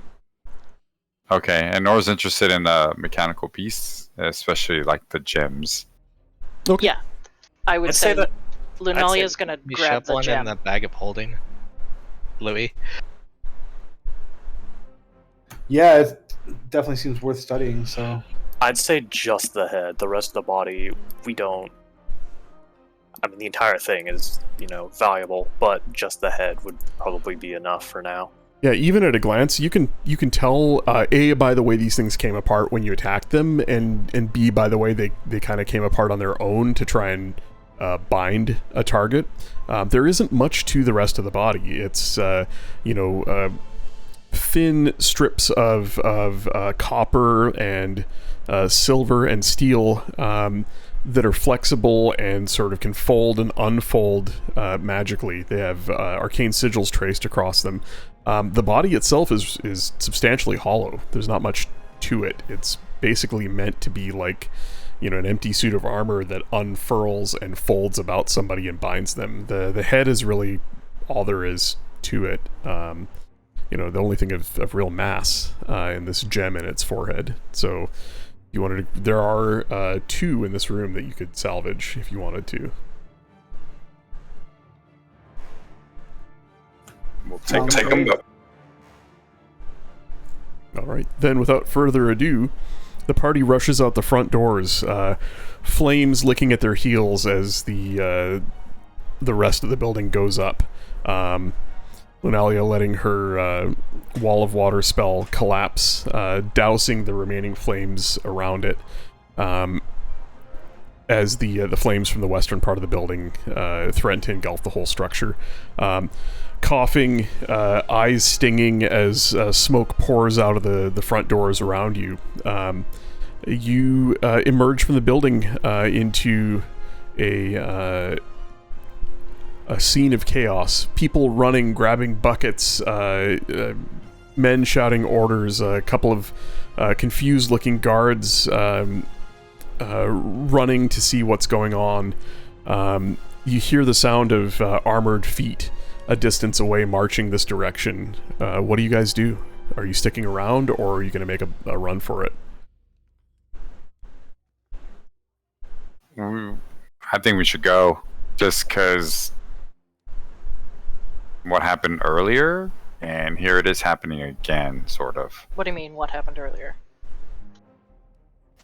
Like, in the same day, the hideout nearby.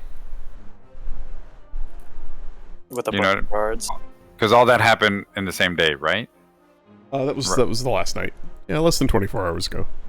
Right, okay. And then not only that, I think these people are some kind of authority that obviously the city people let them do what they just did. I don't think so. Yeah, Lunalia would not be in any hurry to run away. She doesn't see them as doing anything wrong. We've got dead I mean, bodies. we just need to get you carrying a body. I don't Yeah, okay. That's the other thing then, too, is what I'm carrying. She's going to put her disguise back on, though. I don't know. This acolyte, he's just wearing a golden mask and a red robe? Correct, yes. Does it look like he's wearing any clothes underneath? Yes. Okay. Rokar's gonna quickly strip the robe off of him and take the mask. Yeah, he just has a tunic and trousers, belt, boots. The hooded robe is just something, he's thrown on over like everyday clothes. He just seems to be he looks like he's dressed like a commoner underneath. Got it. The robe is fairly burnt on one side. We probably don't need it. Rogar will hold on to the mask though, just in case. So tell me how you're going to exit the scene. We could talk about this as a stealth check. It could be perception checks. If you want to leave without drawing attention and sort of just disappear in the bustle of people forming a bucket brigade to try and put this fire out, you could certainly try. But I will tell you there are guards approaching, and you will need to either sneak your way past them, somewhat creatively, or confront and have a conversation and try and exit that way? Lunalia is going to take Lysarin and put his arm around her shoulder and help him out, even though he's back to full health. All right. And she's going to say to him, I really hope you hold some sway and a position of power within the city, because we might need it. I'm connected well enough. I'm not sure about... Of course, I owe you all my life. So yeah, she's just going to, with him, make for the front door. She's not in a hurry, she's not trying to run away, she's just trying to get people out of the building. Okay. Rogar will ask Lysarin, do you happen to know a white-skinned tiefling named Chrono? His eyes narrow and he just shakes his head. No, it's a big city though, and I only deal with a certain sort. That's alright. We're glad you're alright, though. I am as well. That was more than I bargained for, certainly. I'm sorry you weren't able to sell your item, but I will make good on the rest. So wait, we are not trying to sneak out of here? We're just going to carry these bodies and walk around? What's... I mean, you guys are free to do what you want. Lunalia is not running. Rogar will be with Lunalia, with the unconscious acolyte. Noro's ready to go. Yeah, if you guys feel like you need to run, then go right ahead. The party could give me, each one of you could give me your choice of a stealth check, a perception check, or a deception check. And it'd be, you know what, I guess the easiest thing to do is ask for one of each. It doesn't matter who makes each roll, as long as we get one of each. They'll represent your ability to act casual, blend in, and keep your wits about you, and make sure you see somebody before they see you and get out of their way. The remaining members can lend either their own rolls to mirror those, or can declare giving one of their friends advantage. It's a stealth, a deception, and a perception. I mean, Lunalia will give whoever needs it advantage in whatever way she can. Like, she sort of thinks that Noro, Scribble, and Louis should maybe skedaddle with parts and pieces and that body. What do we do with this body? Do we have enough time to just give it a quick search and then leave it here? Do we need this body? I guess that's true. Do we Yeah, No, I guess we don't need it. just take his shit and go? Yeah. Maybe toss him into the fire? Shit. Oh, Well,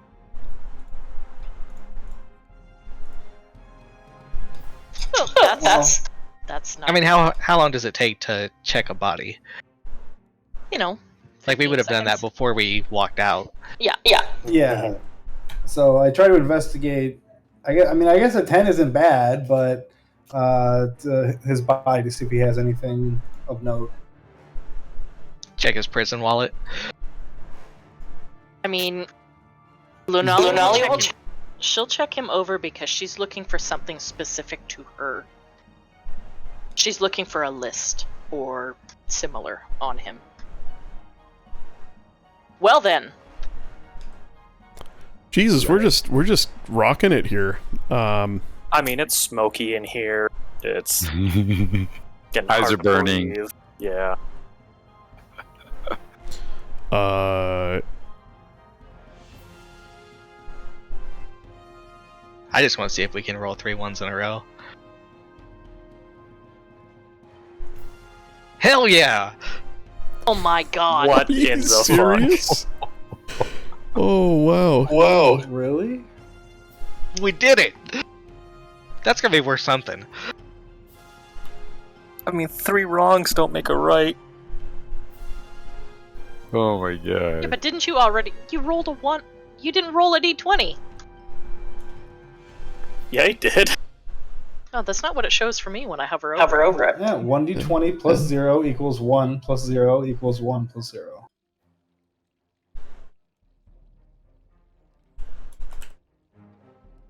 Oh, it's weird. It shows me a big, long, complicated, like, string for Scribble and not for me. I mean, he's half naked because, like, his robe would have been shot with acid, so... True. Yeah, Louis is, but I mean, the building's also filling with smoke and flames. Louis, your 10 actually is enough. The acid has burned away most of his robe and a fair amount of the flesh on his chest. In fact, some of his rib cage is exposed. But you see on over his heart, on his pec and sort of up onto his shoulder, a dark brand. And it is...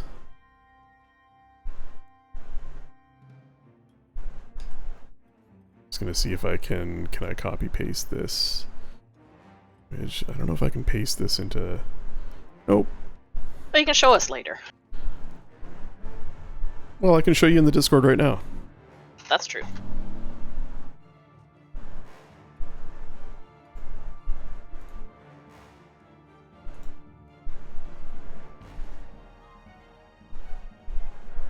Ew. I mean, really, we just need Scribble to see this to copy it exactly. Mm-hmm. Yeah. So finding it, yeah, you, as you're all sort of, searching, there is nothing else on this guy. But You said he had a bunch of rings on. He does. They appear to be mundane. Like you could just pluck them off his fingers and take them with you, and check them out later if you wanted. Go nuts, Scribble. But there's no currency. There's no other. There's no anything. No other identifying marks other than the strange spiral pattern of tattoos on his forehead. And this brand. It's not a tattoo. It's actually a brand. And that's it. Do you guys want to make your stealth, deception, perception rolls? Just tell me who's making what, and or if each one of you, like, you should coordinate who's going to do what. I've got 7 deception, 6 stealth, and 7 persuasion. I mean, yeah, Louis, there will be people asking questions that he doesn't want to answer and doesn't know how to answer. He would be interested in just getting out of there as quickly and quietly as possible. Yeah, Lunalia's sort of the opinion that you 3 should go, head back to the hideout. Just, keep your heads down. No, do not return to the hideout right now. Oh, well, No, not right now. go wherever. I'm sure Scribble can find them another place. Well, why don't you guys come with us, though? Grab Lacerin, let's all dip. We don't need to stick around here and talk to anybody about this. Yeah, Lucerin's fine. He can walk. We'll get people out of here, make sure that they're fine, and then take off. As Rogar, you're... what was your purpose in keeping that guy, other than you just don't want to kill him? Because he might be able to give us answers. Answers to where their hideout might be, or where they might be taking other tieflings. Yeah, see, Or, sorry, not Genasi. tieflings, Genasi. That's why she wants to stay behind. Is because she knows that this guy knows where her people are, or she's got a pretty good idea that he works for people that knows where her people are. Well, yeah, but Rogar's taking him with you, so you don't need to stay behind. Oh, well then we can all go. Yeah. Yeah. I'm not staying. He's stripped the robes on and mask off of him, and I'm guessing he's carrying him like an injured man, Mhm. to Right. to a My healer or deception something. roll would be, if any guard stopped us, would be, we have injured, we need to go to a priest or wherever to get them healed. Oh, well, there you go. So we're Rogar, why leaving. don't you make the deception check? Scribble, why don't you make the, I don't know, your choice of the others. I'm sure somebody in the group's got a good perception for keeping an eye out. I can use a Oh, perception. thank God. Oh, nice, nice. Rogar. Yeah, so Rogar, you do just that. Removing the robes and, I don't know if you discard them or if you Discard the robes, keep the mask. Got just it. Put it in like a bag or something. and you cradle the man gently as if he's injured, and you do your best to look like you're worried about him and rushing him to safety. Lunalia, you keep an eye out and help direct your friends away from a small regiment of guards that are heading this direction. Some of them with buckets, one of them barking orders and rallying other civilians, but a few of them with pikes and polearms looking for trouble, looking for anybody who might have started the fire, looking for ne'er-do-wells. Well, she's keeping her eye on the rooftops too. Yeah, and I was going to say, you don't see anyone on the rooftops anymore. They have buggered off.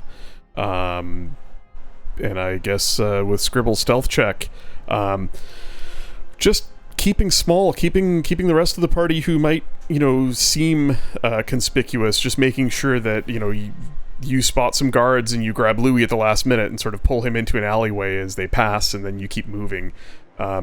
Your group stays like this for a while.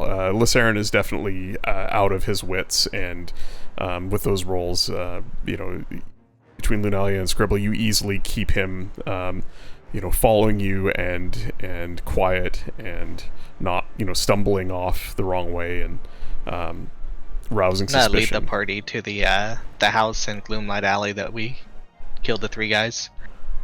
All right, cool. That's interesting.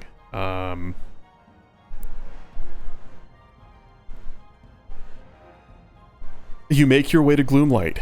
The still of night sets in. The sounds of the city at night. The clanging of alarm bells tapers off into the distance. The sound of civilians rallied to help put out this spreading fire. The further away you get, the quieter it gets. An eerie stillness sets in over Gloomlight Alley as you approach the far end of the street, just beneath the towering city wall. All is quiet. This crumbling, what was it, a 3-story building? Think like a rundown brownstone walk-up. Steps up to the front, steps up to the back. Tall, narrow, like downtown townhouse type building. Leans a little to one side, in a bit of a state of disrepair here at the end of this street, in the dankest part of Downlight. As you ascend the steps, I'll let the perception and stealth check roll here. You scout it out, Scribble. You find that others have been here since you. The place has been tossed. Local denizens have been through it. A corner smells freshly of piss. Anything that could have been construed as any item of value has been taken. But the building is empty. And it is yours to hide out in if you want.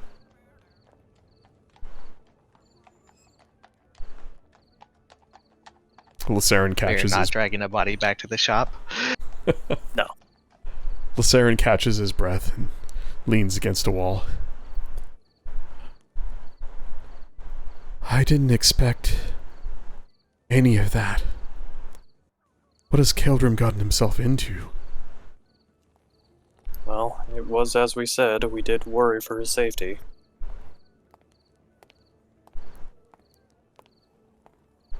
They were very definitely there for him, and not any of you.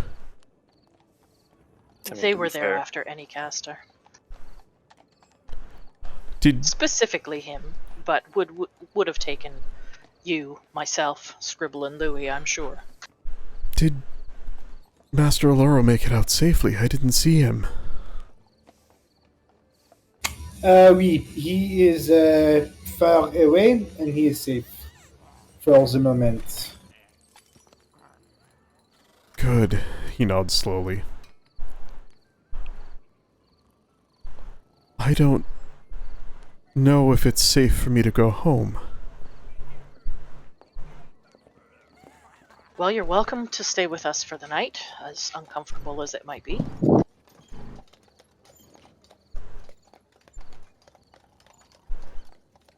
He kind of looks down and brushes at a spot of soot on his vest. I suppose. Thank you all. I mean to come through with payment for the rest of the components, just as soon as this is settled and I find it safe to return home.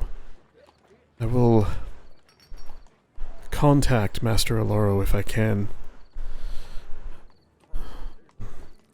Well, See I'm how he is. sure he'll be in touch. Oh. Well, good. He kind of just sinks down to the ground, sitting on the floor with his back to the wall. Good. You all have a quiet evening to rest and reflect. I'm assuming somebody's going to want to stand guard, or stand watch, while Yeah, you I all think we should take turns. You can go ahead and take a short rest for now if you want. A long rest would be a little more, pending, but... Rogar will make sure to tie the acolyte to a chair or anything. Alright. You're not in a hurry and he's out cold, so I'm not going to make you roll for it. You take your time and bind him securely. Would you guys mind if we took a quick break, 5 minutes? Yep. Let's do it. Awesome. I'll be back. Time is on break.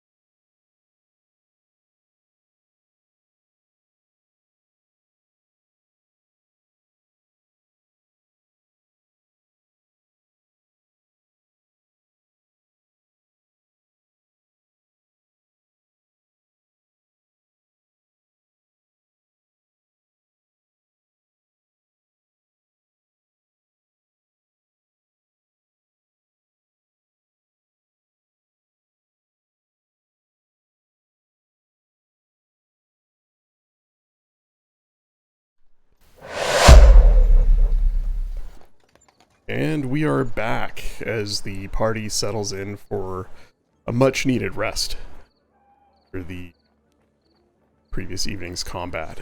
At the far end of Gloomlight Alley, around the corner and at the end of the block, where the flatland narrows into a corner at the base of Aspirant's Rise, where it meets the outer city wall.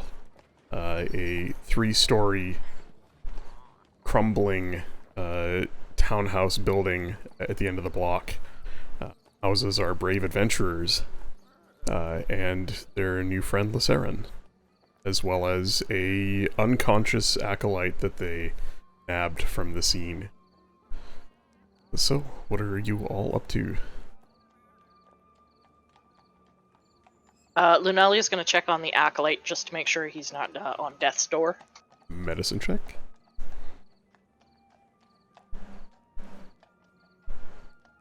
Rogar's asking Scribble if he still has that Ring of Spellstorm, and would ask if he can use it. Yeah, I handed it over to him.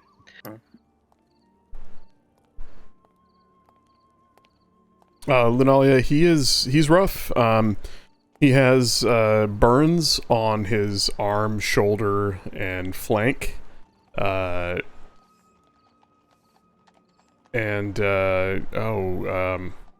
guess probably a nasty welt where Rogar clocked him to knock him out.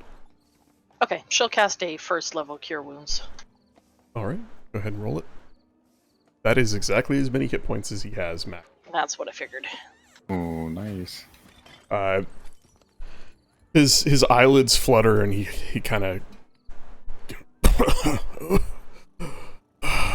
draws a ragged breath, and then his breathing stabilizes and blinks, looks around. And just gets real quiet as he realizes the situation he's in.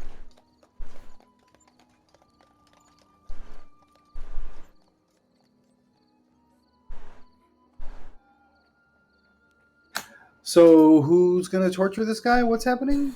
Yeah, Lunalia has questions for him.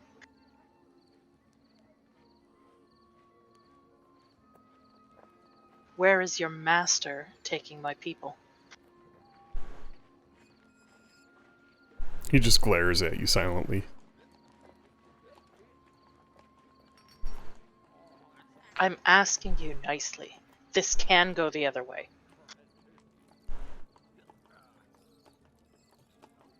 He manages well, I mean, that's a threat, so make an intimidation check. Intimidation's garbage. Yeah. Sometimes it's not. Ooh. He manages a weak smile and just stares at you. I rolled a natural 20.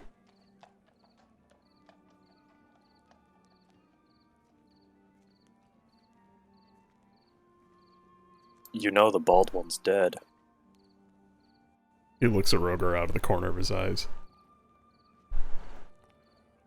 As are your friends, and the dogs you came in with. You're the last one left.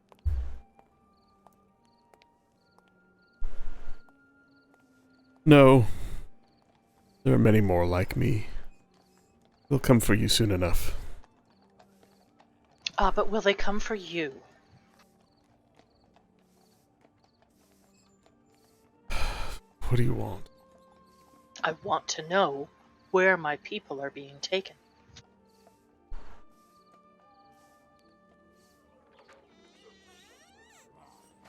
We're righting a wrong that was done. Fixing someone's mess. You people shouldn't be here. None of you. He says none of you, but he's looking at you, Lunalia. Mm-hmm. I don't really think that's up to you or anyone else to decide. We're trying to send you all home. This is my home. I was born here. His eyes narrow. What do you mean? Surely I don't need to explain the birds and the bees to you, hmm?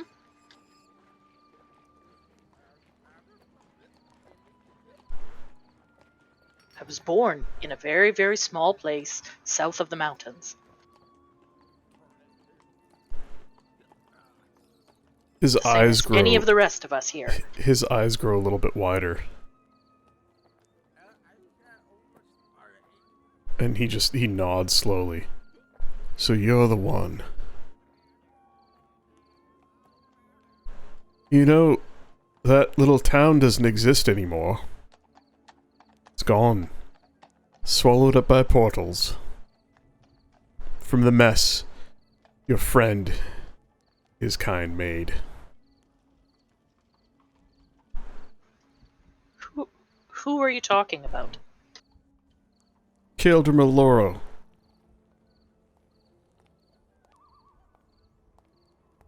He and those he worked with have destabilized the natural order of the planar cosmology. We're trying to set things right. Send these people back to where they came from. Untangle this mess that Aloro and the others made. The planes are twisted about each other, feeding off each other, pouring energies into one another. It's a mess. Have you considered that these people might not want to go back? That not all of them might be from elsewhere?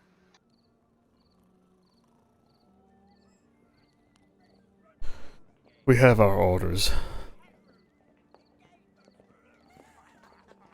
And who do these orders come from? He looks off to his left. I'd say ask him yourself, but your words are true. I guess you can't do that anymore.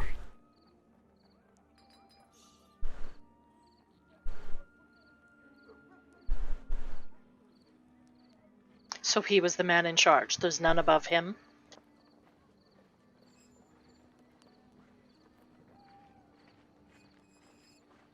He's the man in charge of me and mine.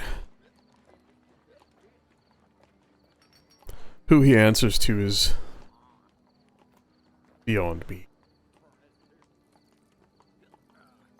And where were my people being taken?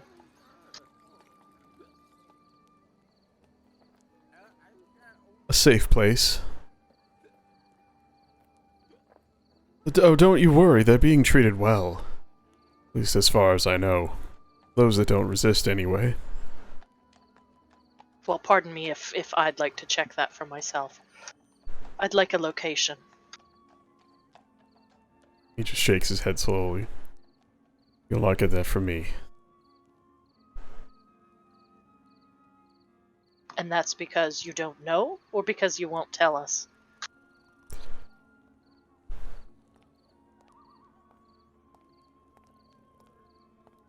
He just stares at you impassively.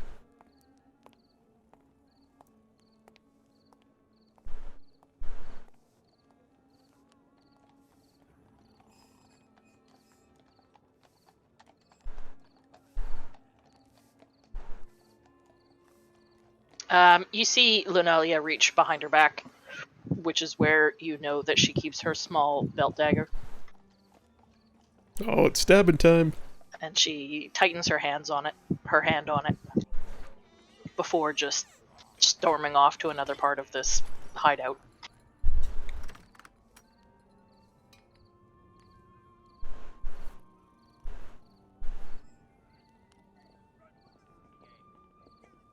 Wow, that was awkward.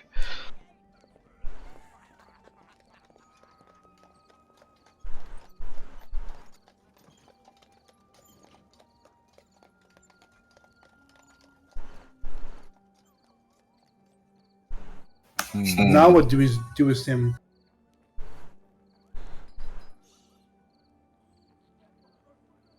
Robert, Well, did you have questions for him? Not at this moment. I would need to ask someone else for to help with this. But that same person might have an idea of what to do with them.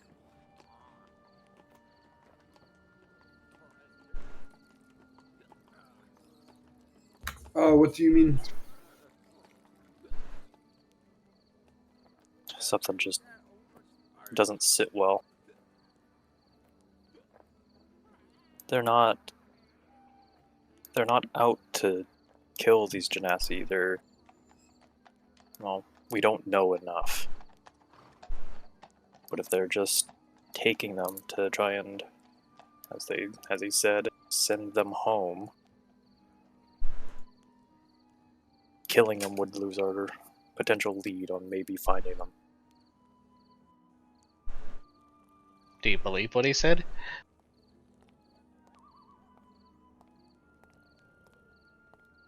Not exactly, but from what you all saw and said happen, those mage hunters were attempting to capture casters. I mean, the dog bit and grappled. It looked like he tried to eat a couple people. Yeah, didn't we twice see a hound grapple and begin to encapsule, I guess, Lacerin? You know, Yeah. not that he's a Genasi. I don't know why they'd be capturing other mages.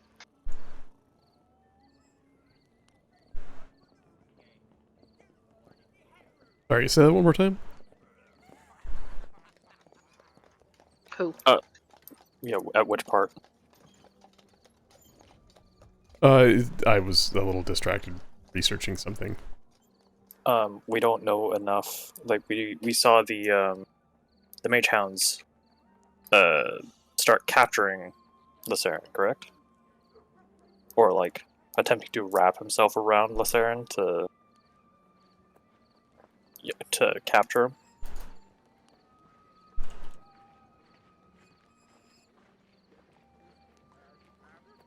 Hello?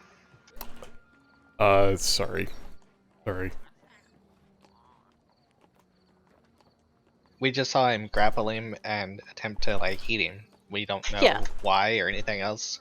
Yeah, we saw it transform twice, I think, in an attempt to, like, lock him in a capture suit, I guess. Yeah, the mage hunters. Are you asking the guy or somebody asking the acolyte? No, they were just or- talking amongst themselves. Oh, okay.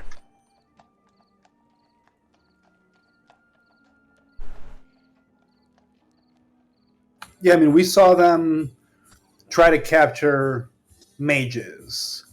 We didn't see them try to capture anything about Genasi. That did not happen at all. So these people are chasing the Genasi, but then they're also capturing mages. I mean, as far as Scribble knows, they attacked 2 targets. Well, you did hear what's his name, Callus Nalth, proclaim that they were there after Keldor Maloro, that he tampered with the cosmology of the planes and they were there to basically arrest him. Right, Something along just the lines him, of, though. yeah, he said something along the lines of you're coming with us or we end you here and now. Yeah, and he also said to, burn the place down, kill everyone, and burn all the evidence. Yeah. Which is where it went from, hey, we're mage cops to, we're murdering everybody. Yeah, so they're not. Yeah, that's it. Lunalia stormed away because she knows that this guy is either lying, covering for somebody, or working for somebody who's lying about what their objective is. And it's very tempting to just kill him on the spot because she's not going to get anything further out of him, and he's a bad man. So she instead decided to just storm away. Well, I'll leave it up to you guys. There are... Scribble, what's the insight check for? That was just to see if I believed his story about what he said. Yeah, he actually seemed to be... That insight check is good enough for you to intuit that he seems to be fairly straightforward about the things he is willing to reveal. Whether or not they're true or not, he speaks with some conviction about them. There are just certain things like, where are you keeping the Genasi, that he either isn't willing to or is unable to reveal. With that insight check, you feel like if the party were to question him further on things that he is more willing to talk about, that he might be willing to share. He seems to be pretty righteous in his goals and willing to speak about them.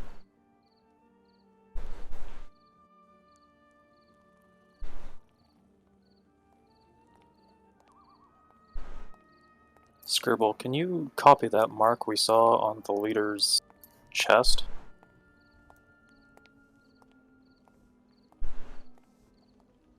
Onto a piece of wood or anything? Pull out some chalk and just draw it on his forehead. On whose Yeah, I forehead? can. So I'll go ahead and just, in a piece of wood, or yeah, just chalk out, give it to Rogar. What does this symbol mean? Showing it to the acolyte. Give me a sec, let me bring up his stat block here to make sure that I am rolling correctly. Nope. Wait. Well, first of all, he's an apprentice wizard, not an acolyte, but there we go. Yeah. Let's do...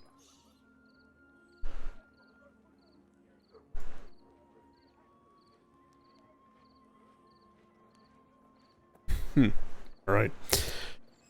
He looks at it and his eyes narrow. Where did you see this? On the body of the bald one that came in with you. It's on Kalos his Nalf. torso. That's the one, I assume. The male bald one. Yeah, and actually, you notice this guy, without his hood and mask on. He has short cropped hair. It's a very sort of military cut, but I mean, he definitely has hair. He doesn't have any of the facial or like skull cap tattoos that the higher members of their order have. Yeah, because the female had head tattoos, right? Yeah, she did. And if it wasn't for the the red robe and mask, this guy would just look like a guy off the street. Maybe military, right? Like the close cropped hair might indicate that he's a soldier or something. But just would pass for just Joe Dude. Blonde hair and a little bit of a square chin and nothing fancy, no identifying marks.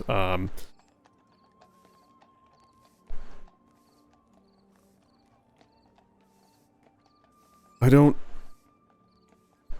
know why he would have that mark. It's vaguely familiar. It's religious in nature, not arcane. I did not know Kalos Nalf to be a man indebted to deities. He always seemed to be one to strike his own path, create his own destiny.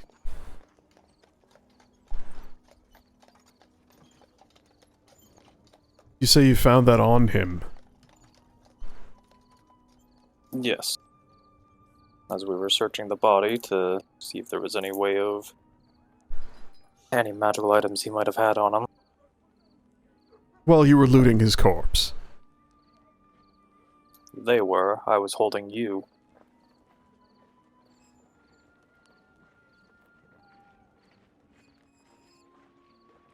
Apparently, we should have looted your corpse as well. He just glares at Louis. You wouldn't have found anything of value. We carry little. And we still have not found anything of value at all. Was you alive? There are things I can reveal and things I cannot. Let us come to an agreement so that I can leave. I'd really rather not be here. What can I tell you? So that you should let me go.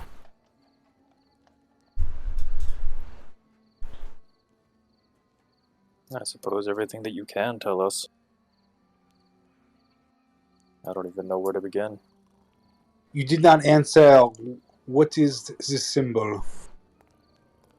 I don't know. It's vaguely familiar, as I said. It's old. But You I'm said not. it was a deity. I'm not well versed in religion. It is not an arcane symbol that I know of.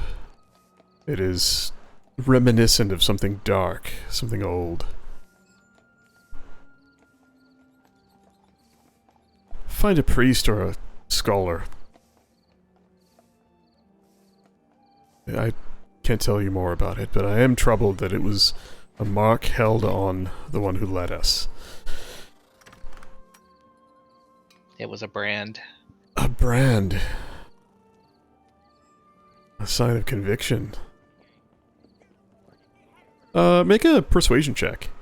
I mean, you guys are speaking plainly and honestly.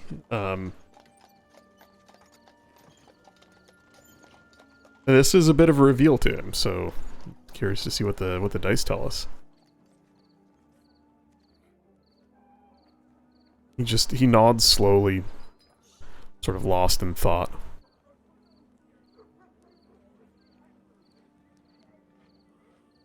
Kaeldre Malora was a criminal. He and those he works with have... Well, we're not entirely sure what they're after, but what I can tell you is their work has wrought chaos across the plains, specifically the elemental, but we believe that that is only the first step. They created a conflux of sorts, a nexus between the elemental planes. I think the planes that exude the most raw power were the easiest for them to tap. Whether intentionally or by sheer accident, this nexus grew into a chaotic thing. Before we knew it, well, there are vast oceans. And he glances in the direction of wherever Lunalia went. On the elemental plane of water that boiled.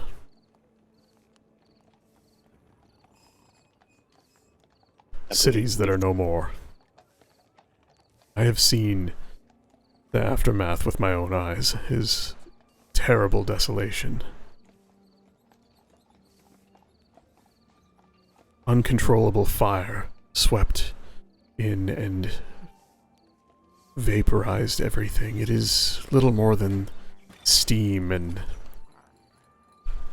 what beings live there are now steam or burnt flesh. What color fire? Hmm? What color fire? What do you mean? The hottest kind. Red, orange, white. Have you, or any of your kind, ever heard of balefire? Give me a sec. Let's make a proper Arcana check. Nope. Nope. There we go.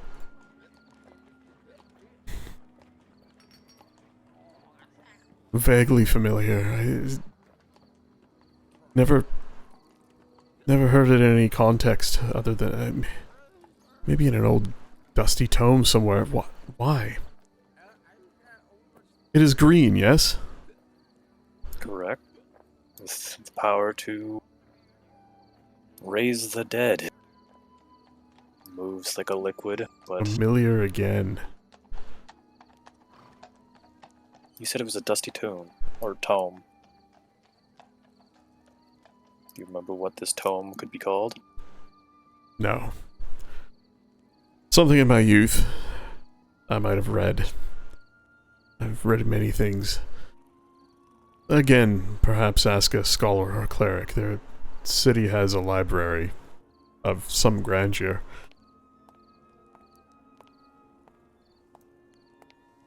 Rogar will just turn to Louis. Oh, that's one less book that we can find you.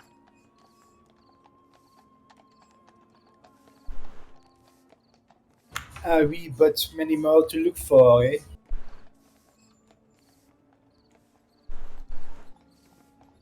Look, I can tell you that our methods have not always been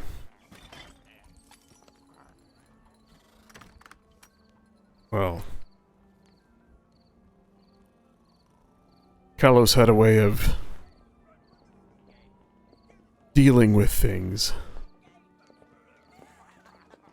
closing up loose ends, as I feel you've all seen. Not all of us agreed with it, but he was rather ruthless in his command of our ranks. Regardless, we are trying to protect a delicate balance that has been disrupted, torn apart, that threatens, you don't even know, that threatens the prime material plane itself. She knows. The portals around her home have ravaged the countryside, elementals pouring from them, other beings as well.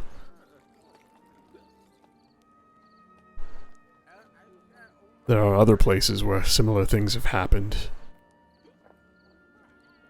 We believe they are linked to those who have come here from those planes, those who have an affinity for those planar essences.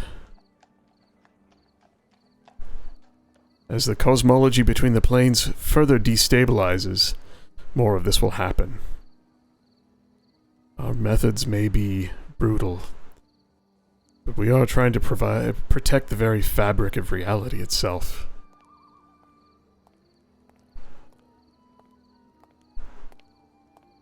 Shit.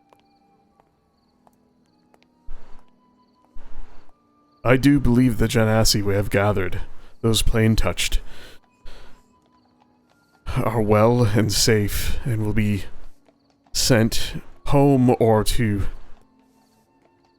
well, for those who cannot return home, at least perhaps a safe refuge.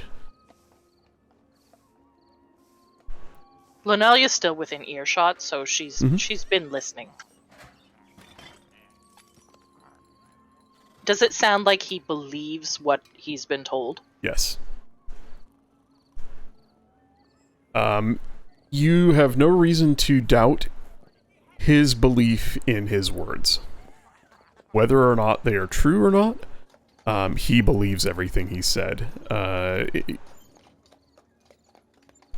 It's disturbing that he's complicit with his boss's, murder and burning evidence and whatnot. But he very much, his conviction is strong. He believes that they are doing the right and just thing and are trying to fix a huge mess. So from the other room, you'll just hear her say, "Have you seen them with your own eyes?"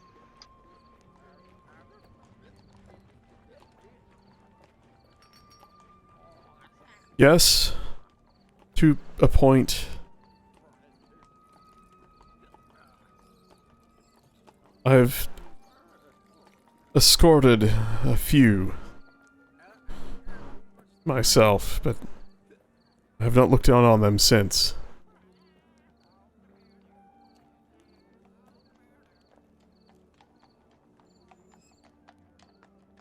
To a place you cannot disclose. Correct. I'm sure he can disclose it. He just hasn't been properly motivated.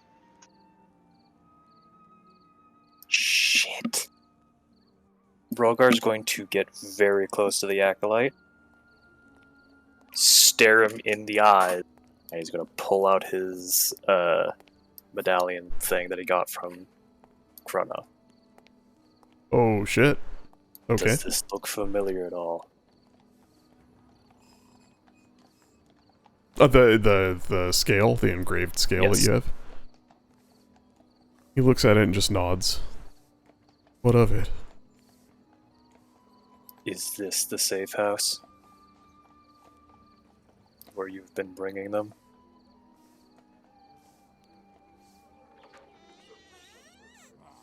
He looks at you and his head kind of tilts to one side and he shakes slowly.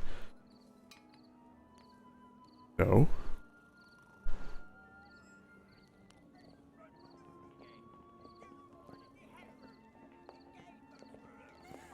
No, it's not. And I'll let the insight checks stand. He's, as far as you can tell, he's telling the truth. And isn't quite sure what to make of your symbol. Like, he seems to recognize it, but he doesn't know what you're talking about.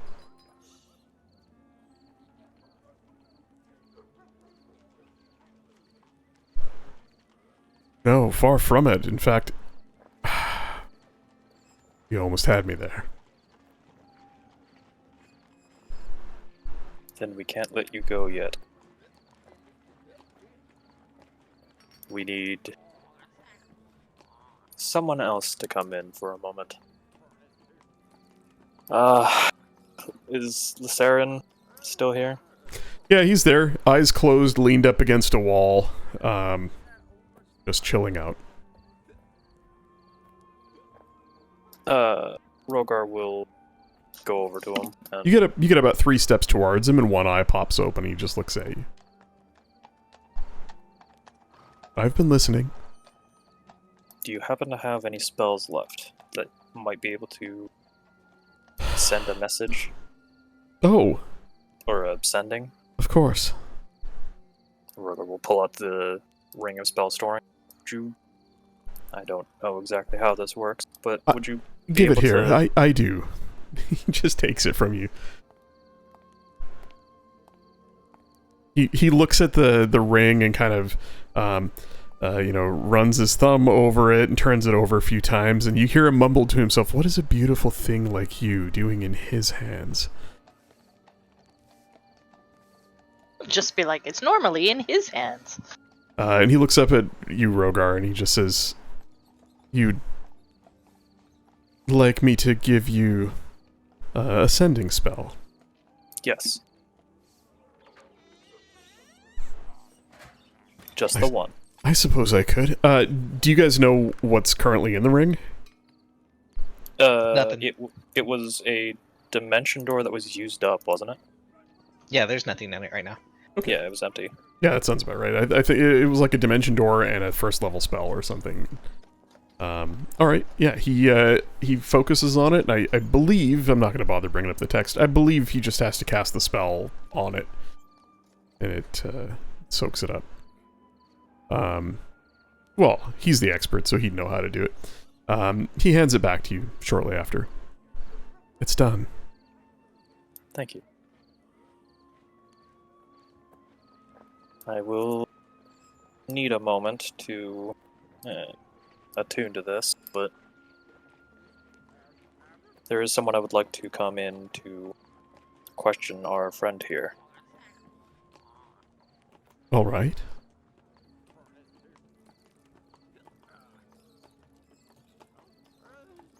And Bogar will, I guess, I don't know, find a quiet place to attune to it. While he's doing that, I want to ask the guy, if this is going on in a city like Dralamar, are they working with Hammond or Silas?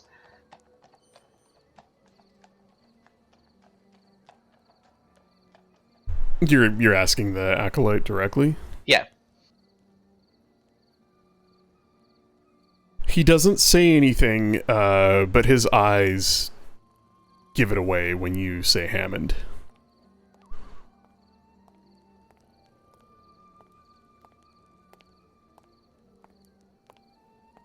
Target acquired. And he just... the only thing he says is, you don't think we wouldn't... You don't think we'd be... You don't think we'd operate in a city like this without being given clearance by someone? As I No, said we just before, needed to there are know who. things I can speak of and things I cannot, and that is one I cannot.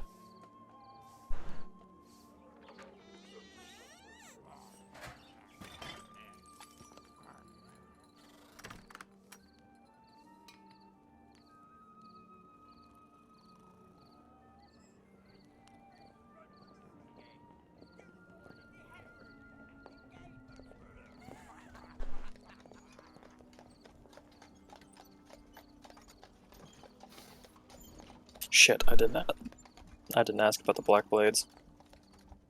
I mean, you could. I'm still attuning. I imagine Rogar's. I mean, you know, Not like time you have is to meditate on it. It's just sitting and, time is a fickle Stroke thing. it. It's like a soup. Soup. Yeah, you can go back and ask him. The Black Blades. Did your organization hire them to not help Keldrum? A keen way of putting it, yes. That was me, actually. Simple enough. I paid them in advance to pretend to work for him, but to take no side. How much?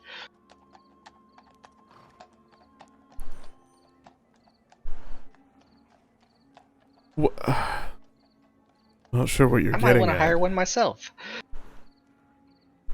Well, price is negotiated on the terms of the job. Not to mention, you did see past me as one of your Black Blades killed one of your dogs.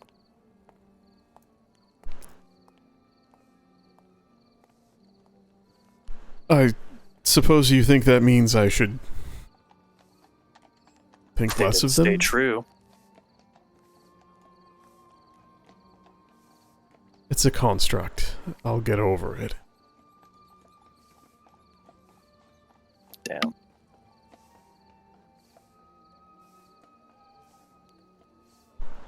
They served their purpose. The ruse was sound. He thought he was well defended. It turns out, and he looks around the room at all of you, he was.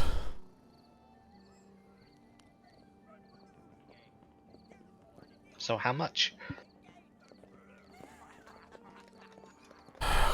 20,000.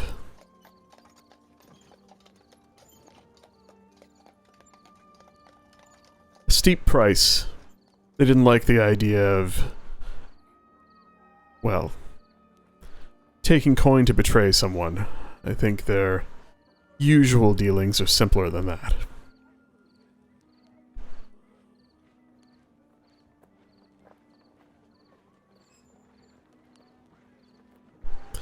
So I have to ask, I know I'm the one being questioned here, but perhaps we can speak plainly. What are all of you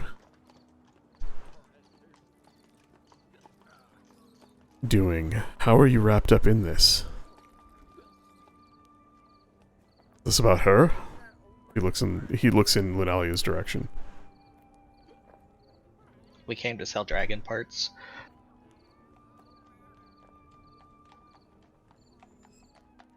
That's all.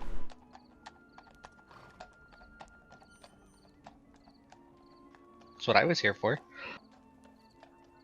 that's all we can tell you.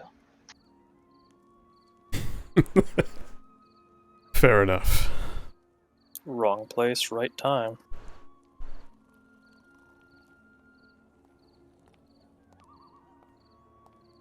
He looks right at Lunalia and just says, There is no coincidence when one of them is involved. Not since Kaldrim and his friends did what they did.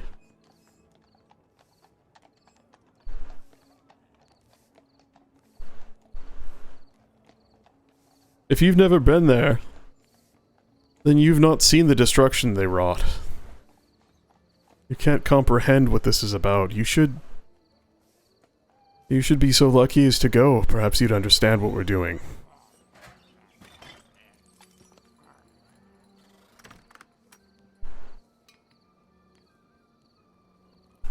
It doesn't justify killing innocents.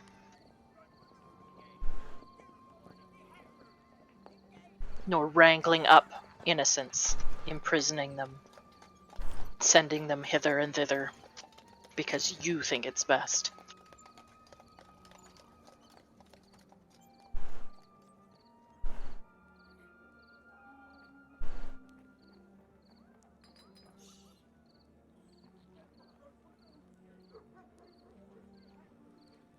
Does anyone have any food?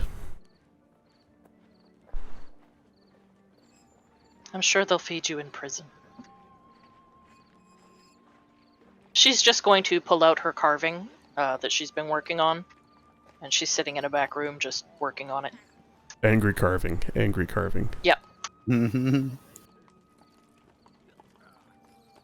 Since this is before the Ring of spell storing thing, Rogar will just put a hand on the acolyte and mention, I will work on food in a moment once we are done questioning. I'll get him food. Scribble gonna feed him a street rat. Oh. Here's some rat on a stick. Here's some road apples. Actually, there's a couple corpses in the building, aren't there? Maybe. I don't know, are there? I don't recall what you guys did Someone with might them. have stolen them. Left them here. With one guy whose insides became outsides. Right.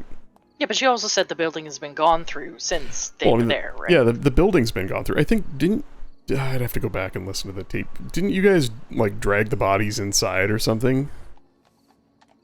Yeah, I think so. Yep. Yeah, no, I'm gonna grab some of Rogar's food that he cooked and give it to him. Oh, yeah, that works. Yeah, I guess I did do that.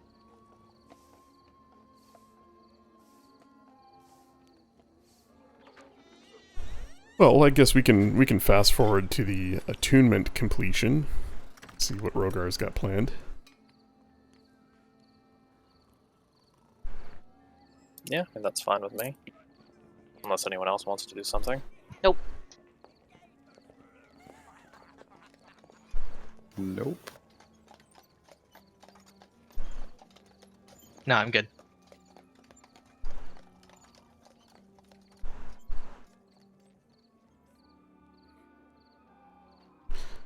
Alrighty. Well, Rogar, what, you finish attuning to the ring, and you feel the knowledge of how to activate it and use the spell within it flood into your mind. It seems so simple. You had no idea that spellcasting was so easy as to just literally say words out loud while concentrating on the ring. But that is as simple as it is, at least for this version of this spell that's stored in it.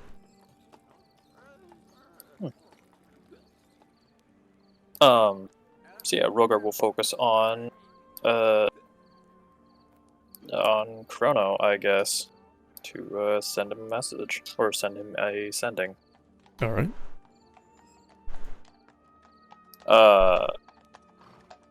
Chrono, this is Rogar. We need to talk. We found a red-robed wizard. And won't disclose the location of other Genasi. May need your help. How many words is that? That's probably all of them. Yeah, it I feels mean, about wouldn't you the want right to just, amount. like, summon the guy to us? I guess I would need to give him her location, huh? Shit. Can you put another spell in here?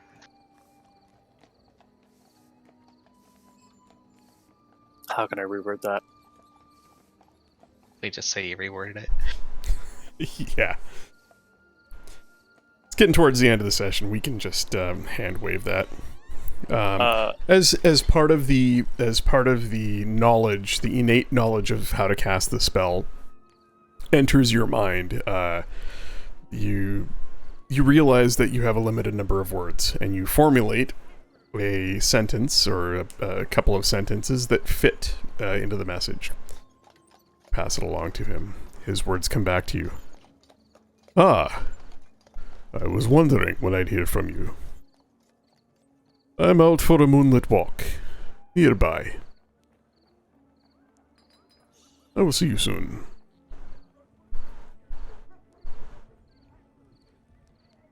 Not more than about 20 minutes later. Soft footsteps pad up the... Not clip-clops? Not clip-clops. He's not a Draenei. Soft footsteps pad up the front steps. And there you see, standing in the doorway, a rather tall, cloaked figure. Long, tightly curled horns, alabaster skin, a neatly trimmed chin beard, and eyes, pupilless eyes that glow a soft golden color. Hello? We're in here, Chrono. Ah, Rogar. I see you've made a friend. He looks around the room at the rest of you and just nods and smiles softly. Well, the one tied to the chair is the, he works for the Red Wizards I warned you about. Ah, yes, the Crimson Order. Yes. I suppose you want me to slowly turn him inside out, as he answers our questions, yes? As he says that, he can't help but crack a broad smile. That would be lovely, yes? Sadly, I cannot. I was mainly just hoping to... If you had any questions or any way of making him speak the truth. We've asked him questions and he has answered, but there are some that he cannot or will not answer. Such as the location of where they're bringing the Genasi.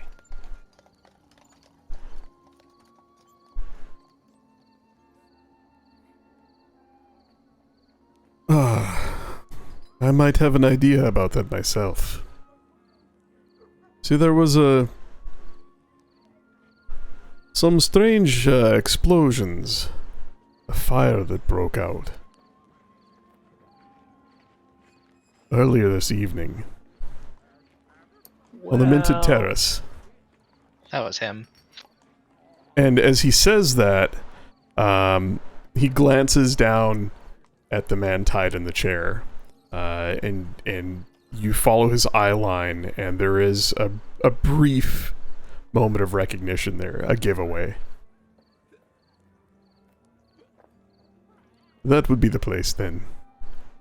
Thank you, friend. You told us what we needed to know without even saying a word.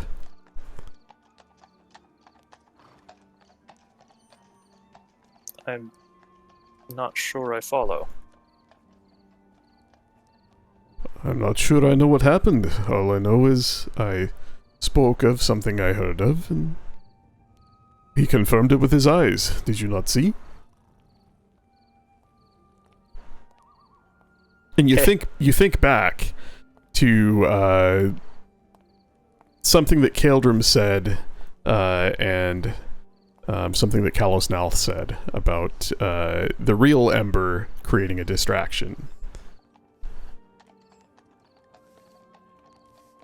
to buy time for him to meet with you without the Crimson Order breathing down his neck.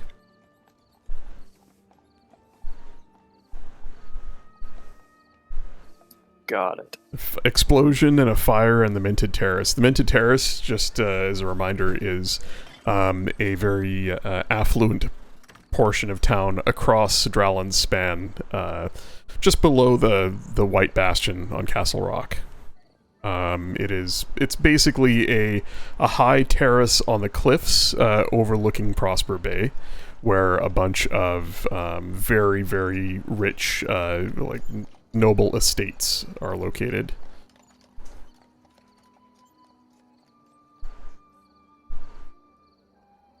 And I can put you guys there.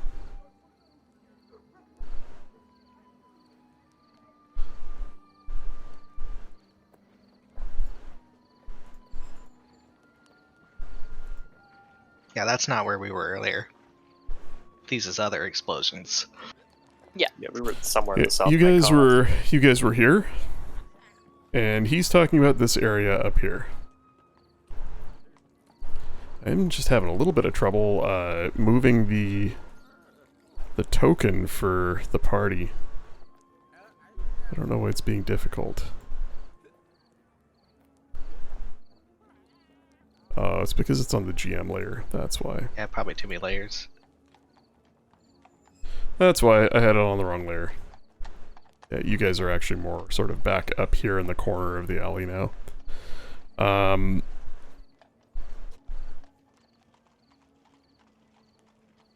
Chrono just looks at you, Rogar, and says, "Is there anything else you'd like me to have him not tell you?" Yeah, I'm a little embarrassed that it was that easy. But you did not know about the explosions. Oh, the symbol. And Rogar just grabbed like the plank of wood that has the symbol on it.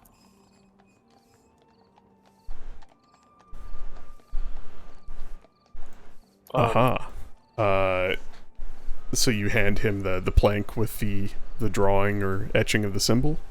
Uh-huh. He takes it from you and looks at it and then realizes it at once he has it upside down, turns it right side up, and his eyes grow wider. Where did you find this? On his leader. Tattooed onto his chest. No, it was a brand. Brand on his chest, sorry. A brand. On his chest.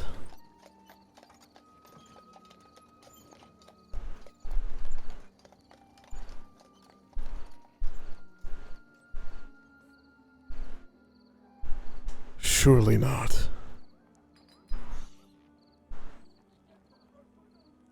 I mean, as much as he was able to tell us, he says it's possibly a deity.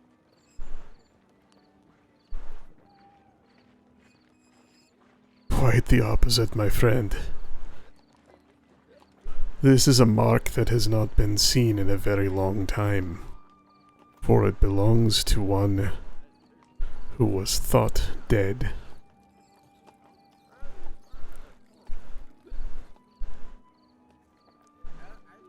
He leans down, gets very serious, and leans down close to the man tied to the chair. What is the meaning of this?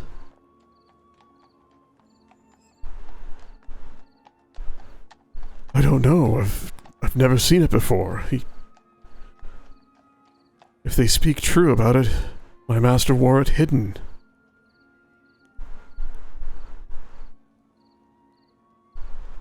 Chrono straightens back up. Nearly as tall as you, Rogar.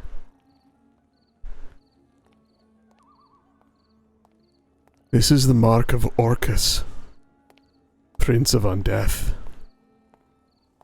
Oh dear. A demon lord who called himself a god. I thought him dead and gone. Twice over.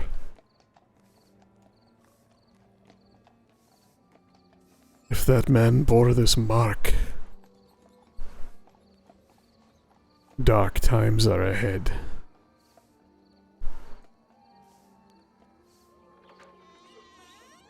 And I think that's where we're going to end tonight's session. Oh man. Oh, Rip City. Yep. Who was it the mark of? Orcus. Orcus. That's what I thought. And there was something else I didn't catch. What was the thing that he said that he could tell it in the guy's eyes? Just when he mentioned the distraction that Ember caused at their compound, the glance, the look of recognition in your captive's eyes was enough of confirmation that that's their base.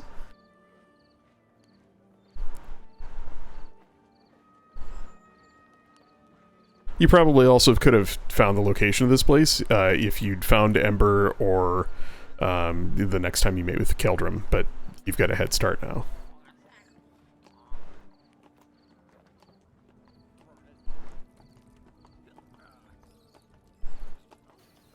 Awesome, dude. So, ostensibly, if Chrono knows where this explosion was, seems to either be connected or, know somebody who saw it or saw it himself. I don't know, it's a long ways from his temple. But if he knows where it was, then it's easy enough for you guys to find it now. Perhaps he didn't know have any context about what it was or what, who was there, but yeah, it was enough to see that look of recognition when he mentioned it. Gotcha. Pretty sure that's a different tattoo. It's an orca. Well, that's not what the tattoo is. The tattoo is very clearly a humpback. Ah, whatever. It's a It's whale. It's wrong, dude. We're looking for Damn it. orcas, not humpbacks. So, what do we do with them now? I mean, they hired the Black Blades. What's to say that they won't just kill him off? He hired the Black Blades. Yeah. But he had 20,000 gold access to it. Scribble's like, not only do they have a house full of genasi, they probably have a shit ton of money I can steal. No wonder that guy didn't give a shit about my 10 gold I offered him to help. I mean rescue. Yeah, Oh man, Scribble... is that Deeps? What's that? Is that Deeps? He's finally turned into a paladin? Deebs has ascended.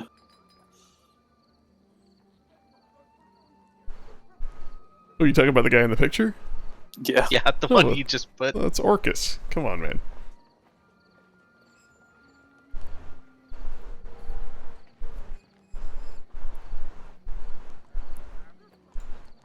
I gotta call it there, pals. Have a good night. Hey, Good Dominic. night. I'm going to end the stream. Thanks, everybody.